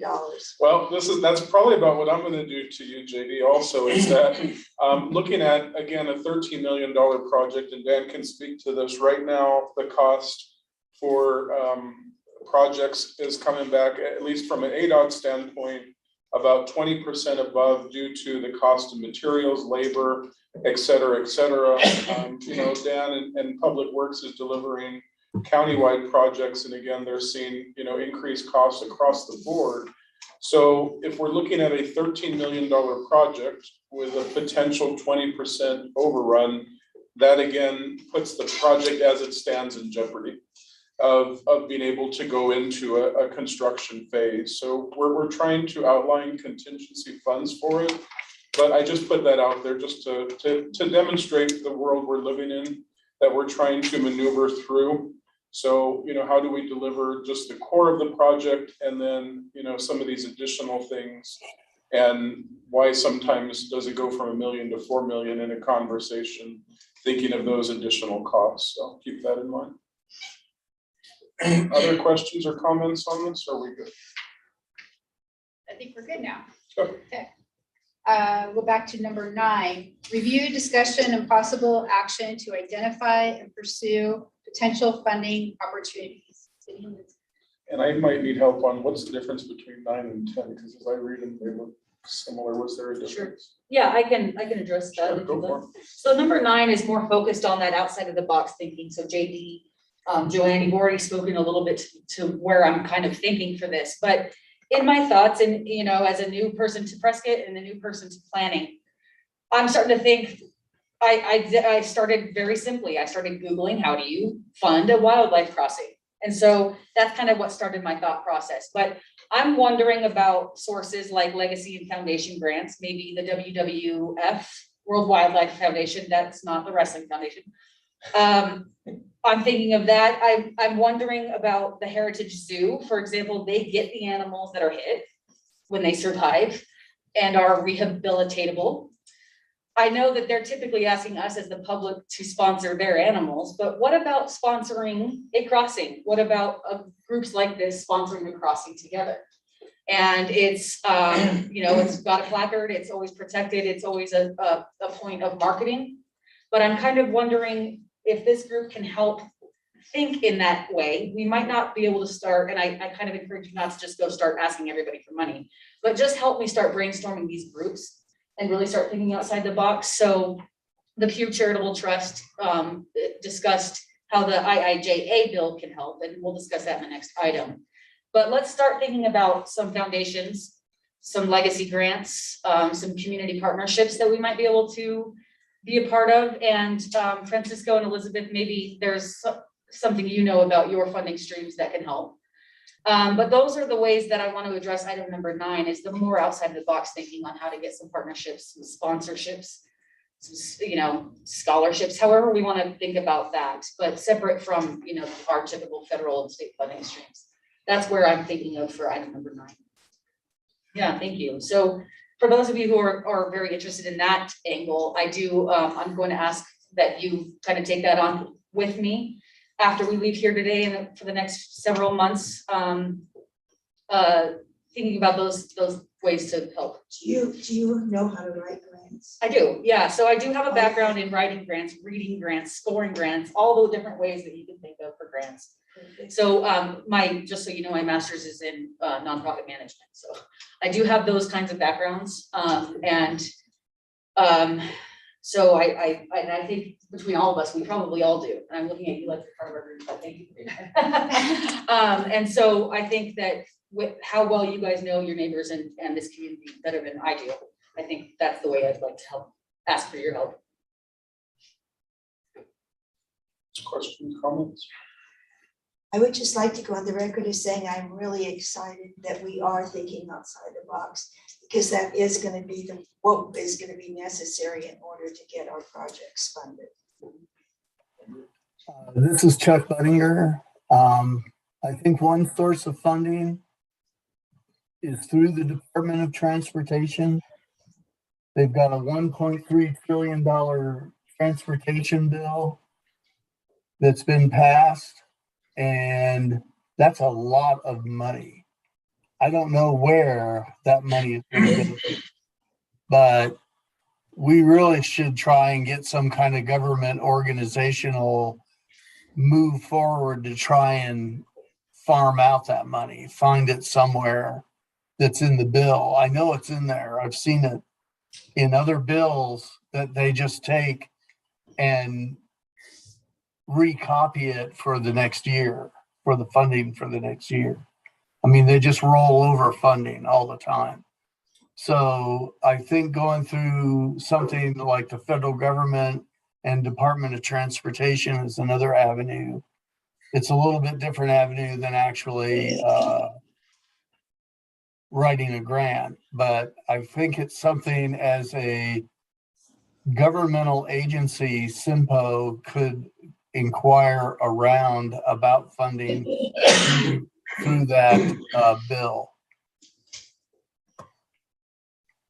I think that when we discussed this before, because we had talked about how to get money for the 69 underpass, that we have to have a way of funneling the money through CYMPO, through the board. Like it couldn't be through EMAC, it had to be through the CYMPO board. Am I remembering that right? Because, or it was another nonprofit group that would act as the group to receive the money, and they would somehow help fund it. There was this question there before a few years ago when we were discussing the 69 under crossing, because JD wanted to reach out and to get people to, we're like, well, how are we going to funnel that money into CYMPO? That it had to be, I think we talked about it was a nonprofit or some other group the money had to go through them to get through CYMPO. It was something like that. Yeah, discussed. I wasn't part of those conversations. Yeah. Dan might remember, I don't know, but it would be a matter of research on our end. Depends on where the funding's coming, like who's able to apply for funding, where is it coming from? I'm a little bit like John, we can kind of figure it out, whatever the challenge is. We have a fiscal agent in Yavapai County government.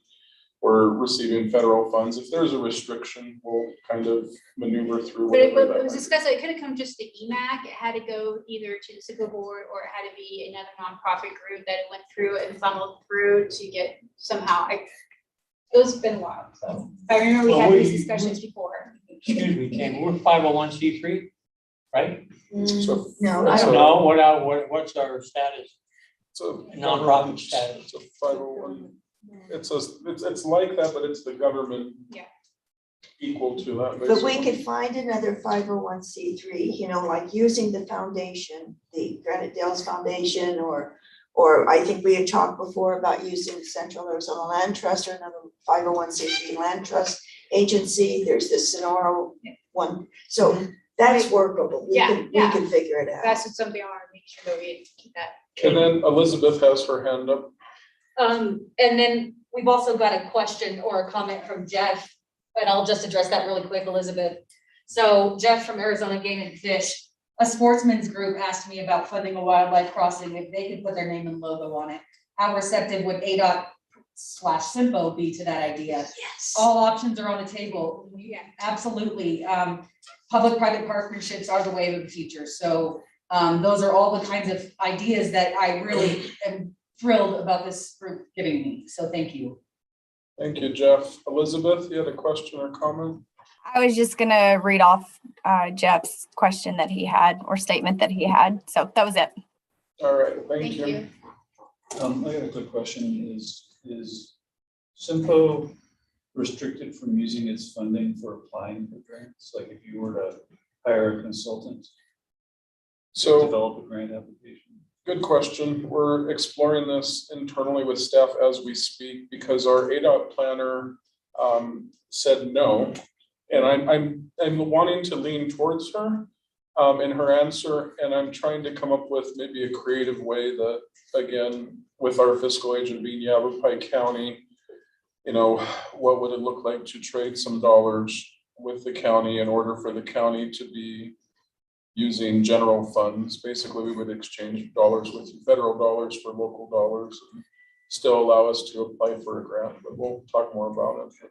Right now, the answer looks like no, but we're exploring. But we've got a new person who has that can-do attitude, and John's gonna find a way for us to do it. John's leaving this meeting. He's gonna go build the overpass as we speak. Can I borrow your credit card?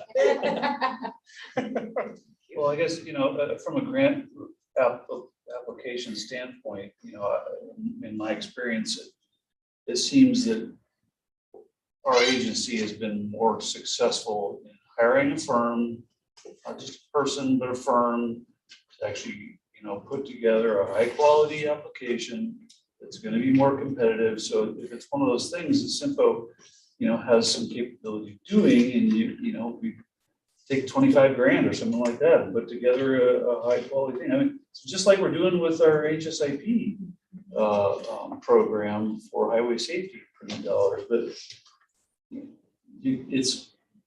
if we can't do it with the funding that is available to CYMPO, then we just need to think outside the box and figure out a way that it can be done. Because still most grants give higher priority to cooperative efforts. Absolutely. If you can find, build some kind of partnership across multiple agencies with matching funds or things like that, it stands a far better chance. Or you get, at the very least, letters of support from these institutions or agencies or whatnot. So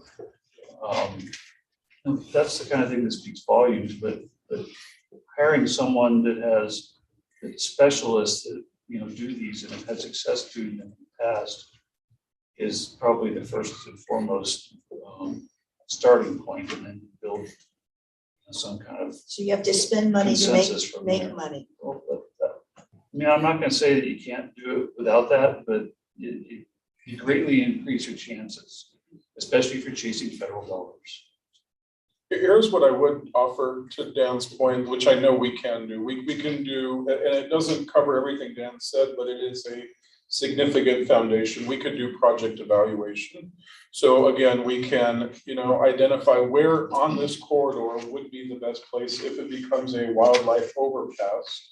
Where is the best place for it? And we can use federal dollars to do everything short of the application itself. So again, the data collection, gaining the engagement needed, outlining every single thing we can short of that grant application, which is very significant. That's the supporting material for the grant itself. So essentially, you've written the grant application with your without technically evaluation. writing it, yes. So So having an improvement that has gone through a planning process, that has been identified in a plan, helps to sell it when it comes to review period as well, so.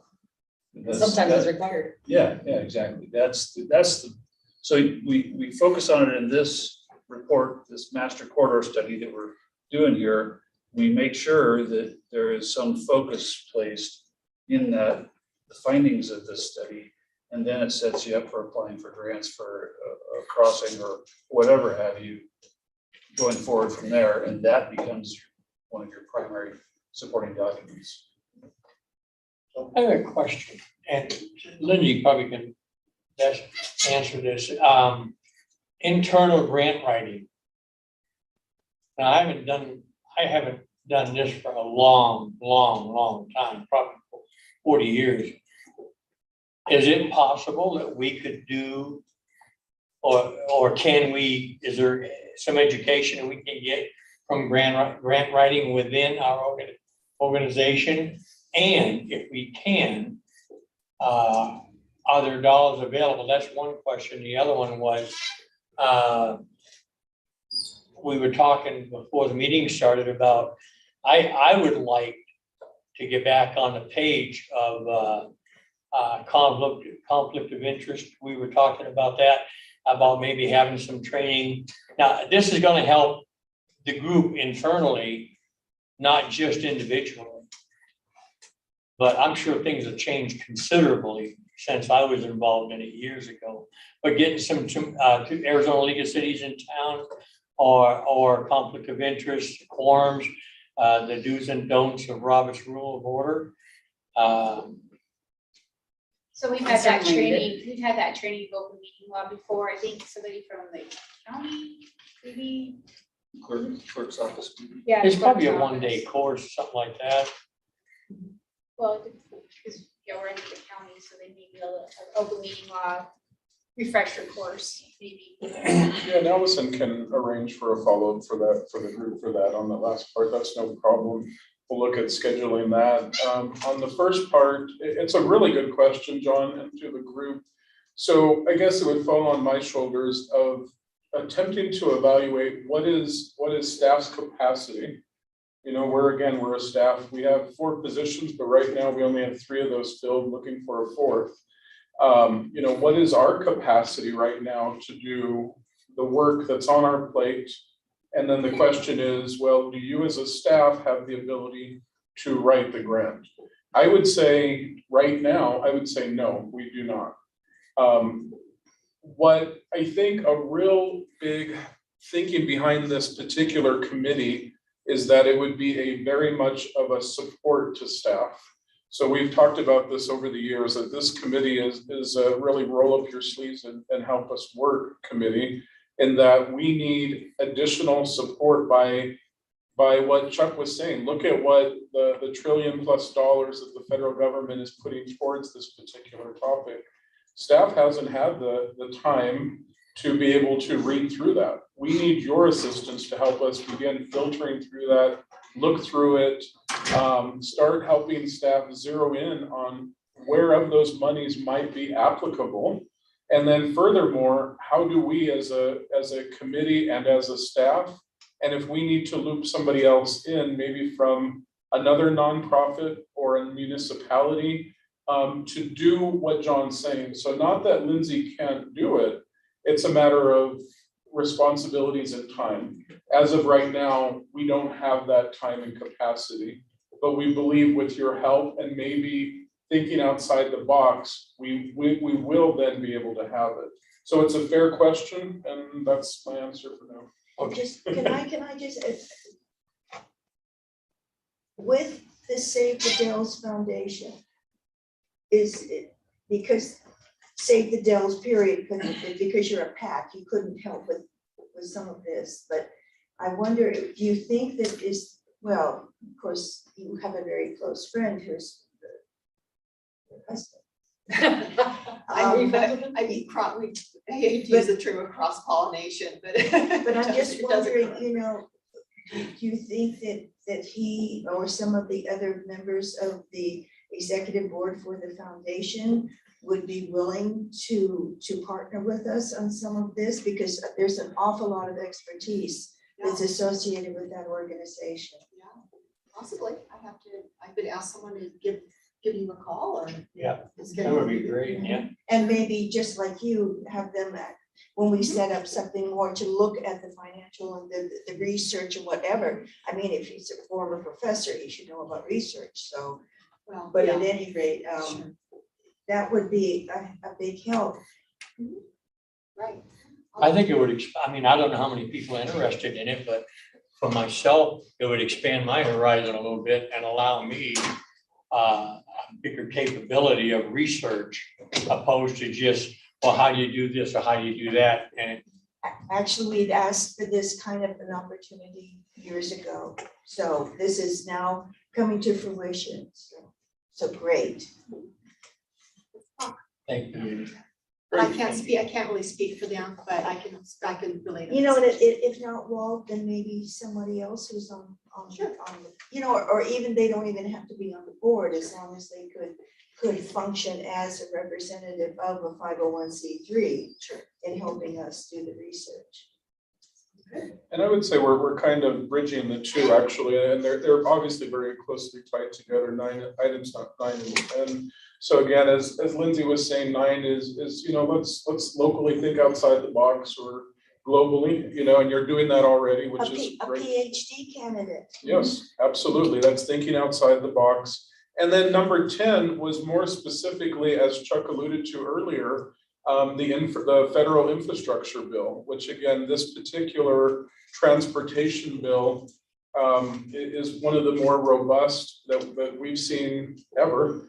And then in particular, there are areas, again, that this administration has chosen to focus in on that are very much of interest to this group's mission. They have put an incredibly substantial dollars aside for wildlife, environmental aspects. So glad you're a part of this committee, and there is a lot to be researching, finding.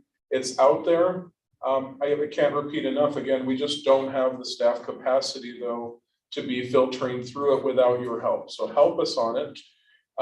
There is an incredible amount. We are going to be doing, as I mentioned with Dan's comment earlier, project evaluation, because just even from not even the wildlife part, just from the transportation network side, even though we do this day in and the day out, it's like drinking through a fire hydrant right now. There is so much information coming out so quickly. And furthermore, the timelines are very tight. You know, they're saying, look, you got a month and a half to turn in a grant, and the grant can be anywhere to above 25 million or as low as $100,000. And we're scrambling quickly to find, again, what is our ability to write a grant. You know, they're looking at a 25-page plus grant with all the supporting material to make the ask. And we're looking at that for road projects. So once again, I would ask for you, and I think I offer this to Lindsay, to work with the EMAC. I don't want to call it like a book club, but that was the only thing that came to mind is, you know, can we provide you a section of the infrastructure bill for you to, on your own, read through it, for Lindsay to circle back with you and say, what have you highlighted? What did you note? This is what I found. And let's, as a group, let's kind of chew through it together and see if there's things that you're reading that we missed or vice versa. And if so, that's how we're going to be able to say, look, we think there is a grant here.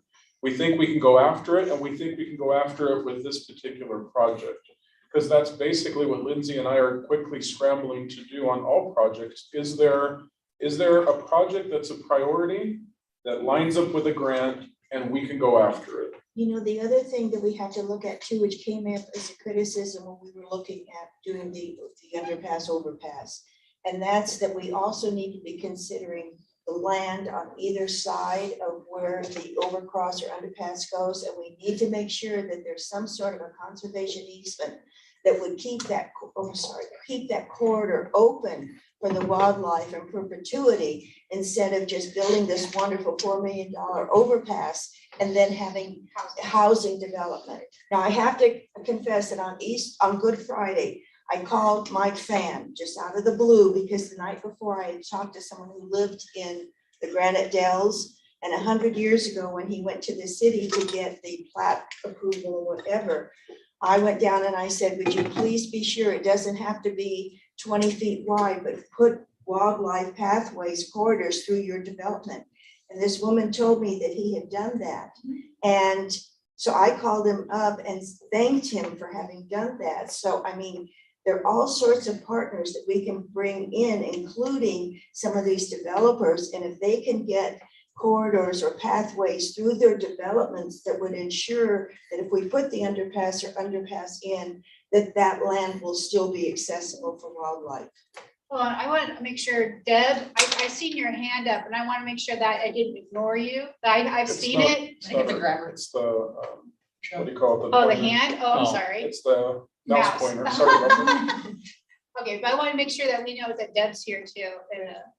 But that's, again, thinking outside of the box and getting partners that perhaps before we've considered us and them, and not brought them to the table when they can do important things for the wildlife. Well, wildlife running through my neighborhood is a reason why I might buy in that neighborhood, so that's all part of it, you know? So I don't have it, and I have 20 deer going through my yard every day. They So- do cross, they just won't. They just stay go where through, it yeah. And just one quick comment, sorry, John. That's all right. You know, talking about, again, getting ahead in these processes, I know Chuck mentioned it.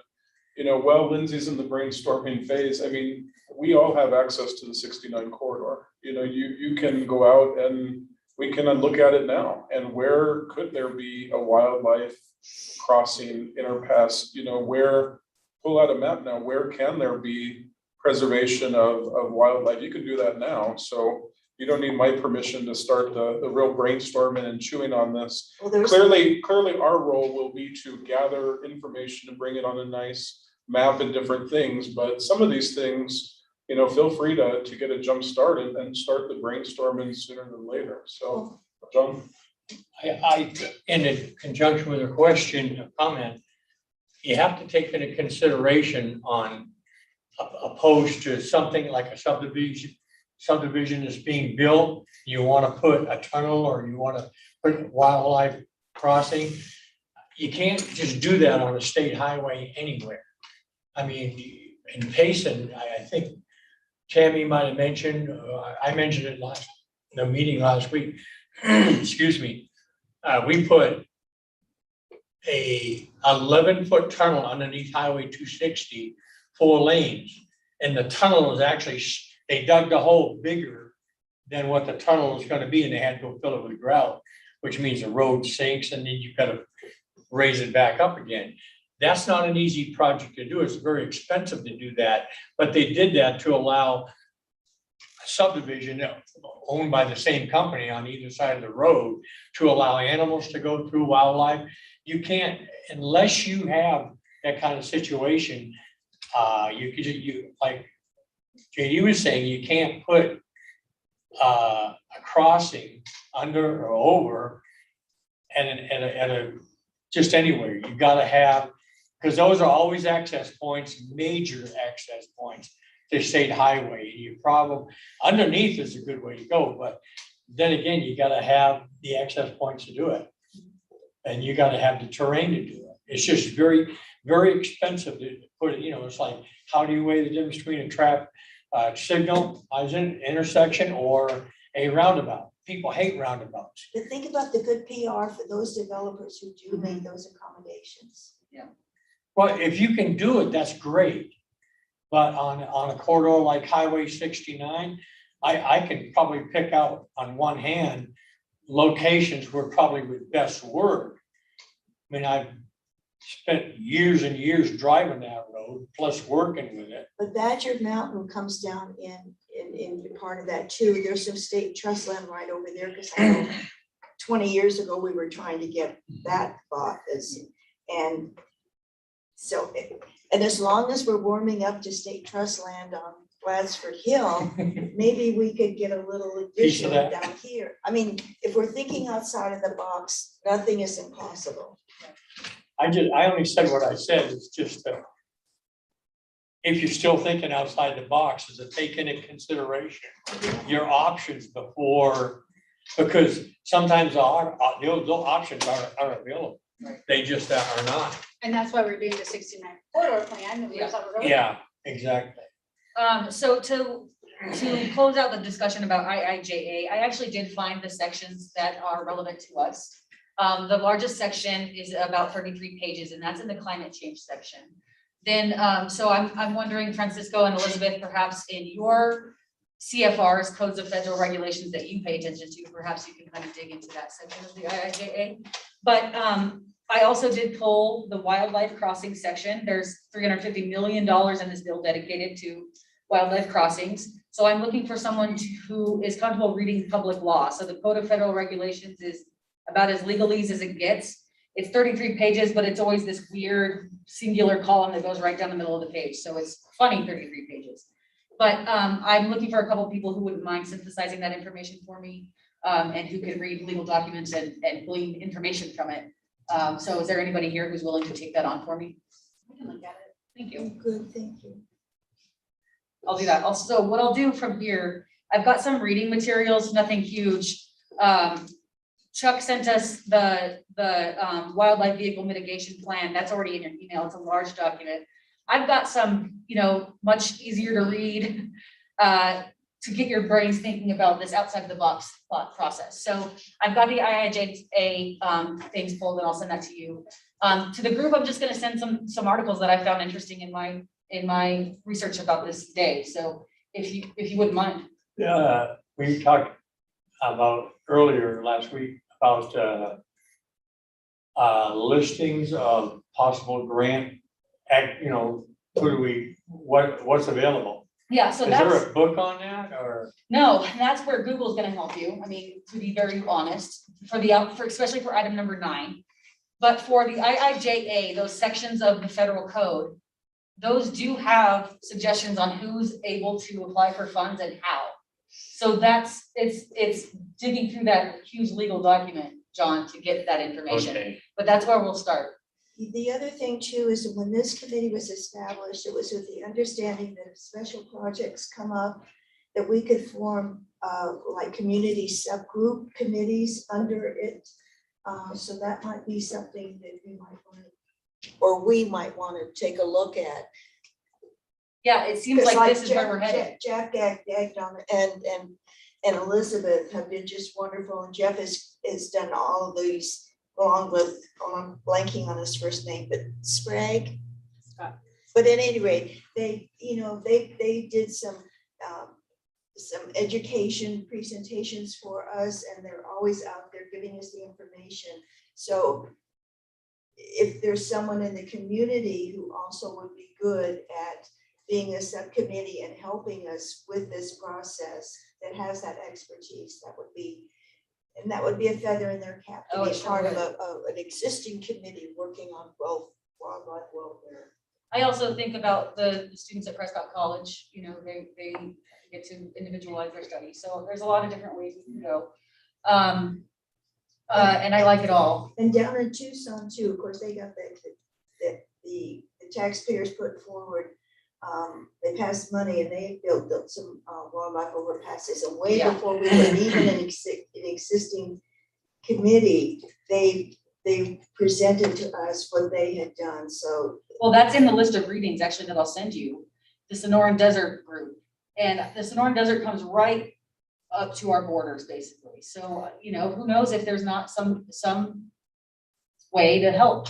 Well, they have a regional transportation entity down at Tucson. RTA. Yeah, so that's all part of it. I'm glad that I think we're gonna be a good group. I think we'll work really well together. I love where we're headed. And so that's, while I wish there were a list of grants here, apply for this here, that reading the law is gonna get us there. And so, But I think too, we can't overlook what Dan said, that hiring either an agency or a person with expertise, whatever would increase our chances, as well as the rest of us trying to get a lot of buy-in from different agencies and I think government entities. that's a plus, but I think at the same time, it's a tremendous opportunity for us to become knowledgeable about, I probably forgot more than I ever remembered on grant writing, and I'd love to get back into it. it's exciting.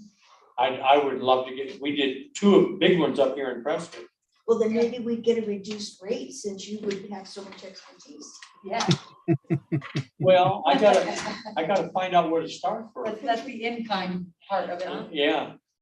So, good ideas, yes. I have Francis? a question about funding. I'm only used to like the Forest Service side. And normally, this would be too early in the process to start applying for grants, just because we need NEPA. And if there's any Yes. federal funds, Yes. this will probably require NEPA as well. So with the first step, at least since now we know the Sundog might be priority 1, could we put that in the proposed action as it moves forward of identifying corridors? Because then if that gets approved, then we can start really trying to get those funds. Or maybe simultaneously with the 69, because as a Yeah. freight corridor, and that's actually where we already have identified the needs. So, but that's a good point. We can't put the cart before the horse. Yes, that's extremely important, because that's important to discuss, is that the environmental overview is part of that Sundog. There could be a whole habitat of critters that we don't know about yet, so that's well beyond our scope and skills. And We could go plant some. Yeah.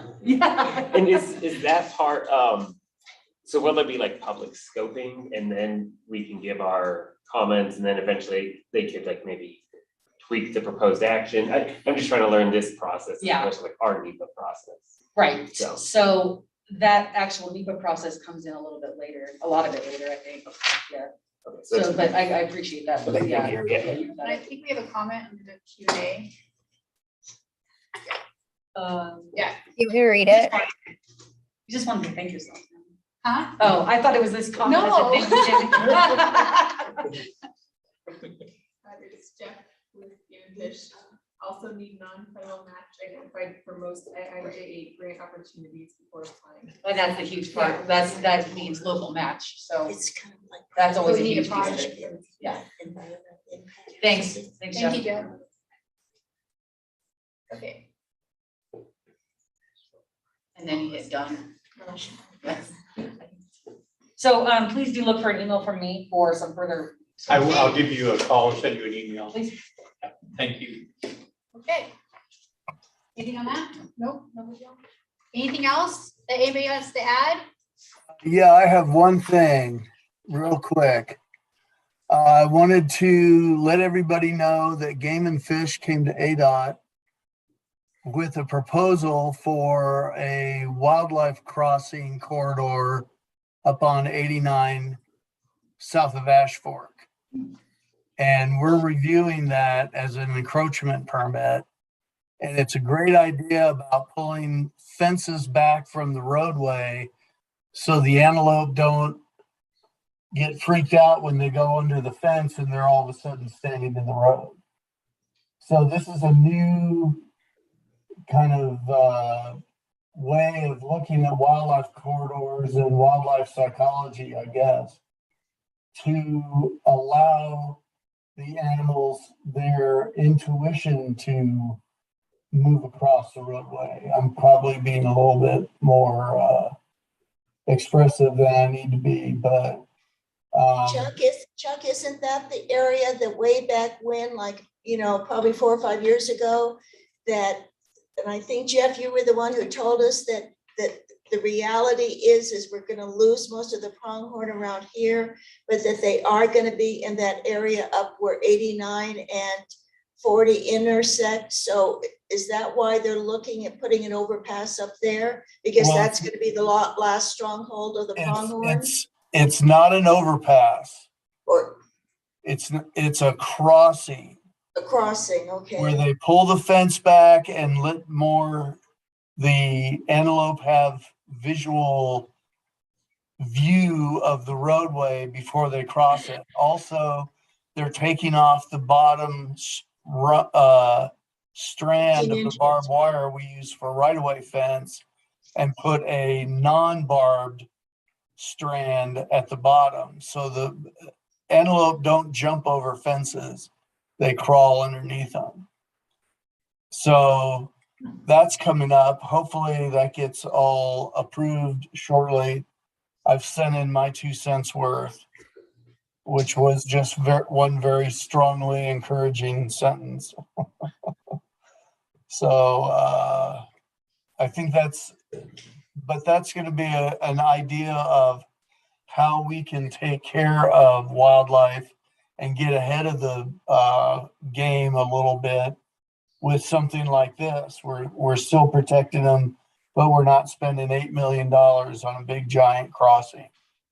So, Chuck, is that under an existing drainage structure, in an existing drainage structure?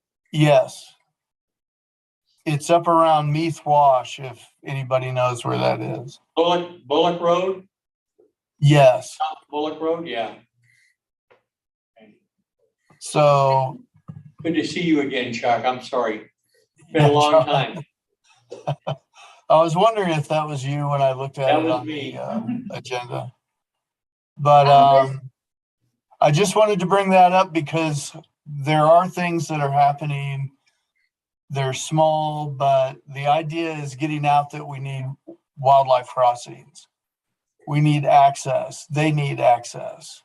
And I hope all the things we were saying today really move towards that. But Game and Fish came up with a great proposal, and ADOT's working with them on it to approve that permit. So, yay. Elizabeth, do you want to read the Fish. comment under the question and answer? I would love to. So Jeff Gagnon says, it's a temporary solution at US 89 and will need an overpass eventually when traffic volumes increase in the future. Pronghorn use overpasses and not underpasses. So they don't use culverts, box culverts, things like that.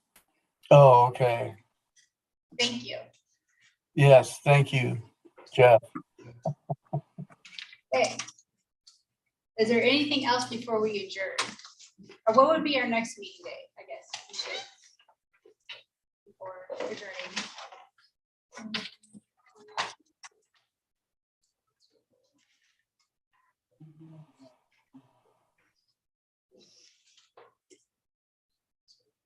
Or do you want to hold out and see where we are with the scoping?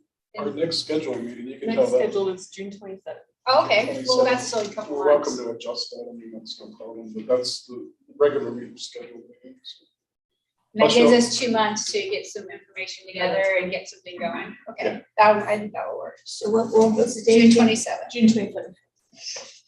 Everyone's so soft spoken.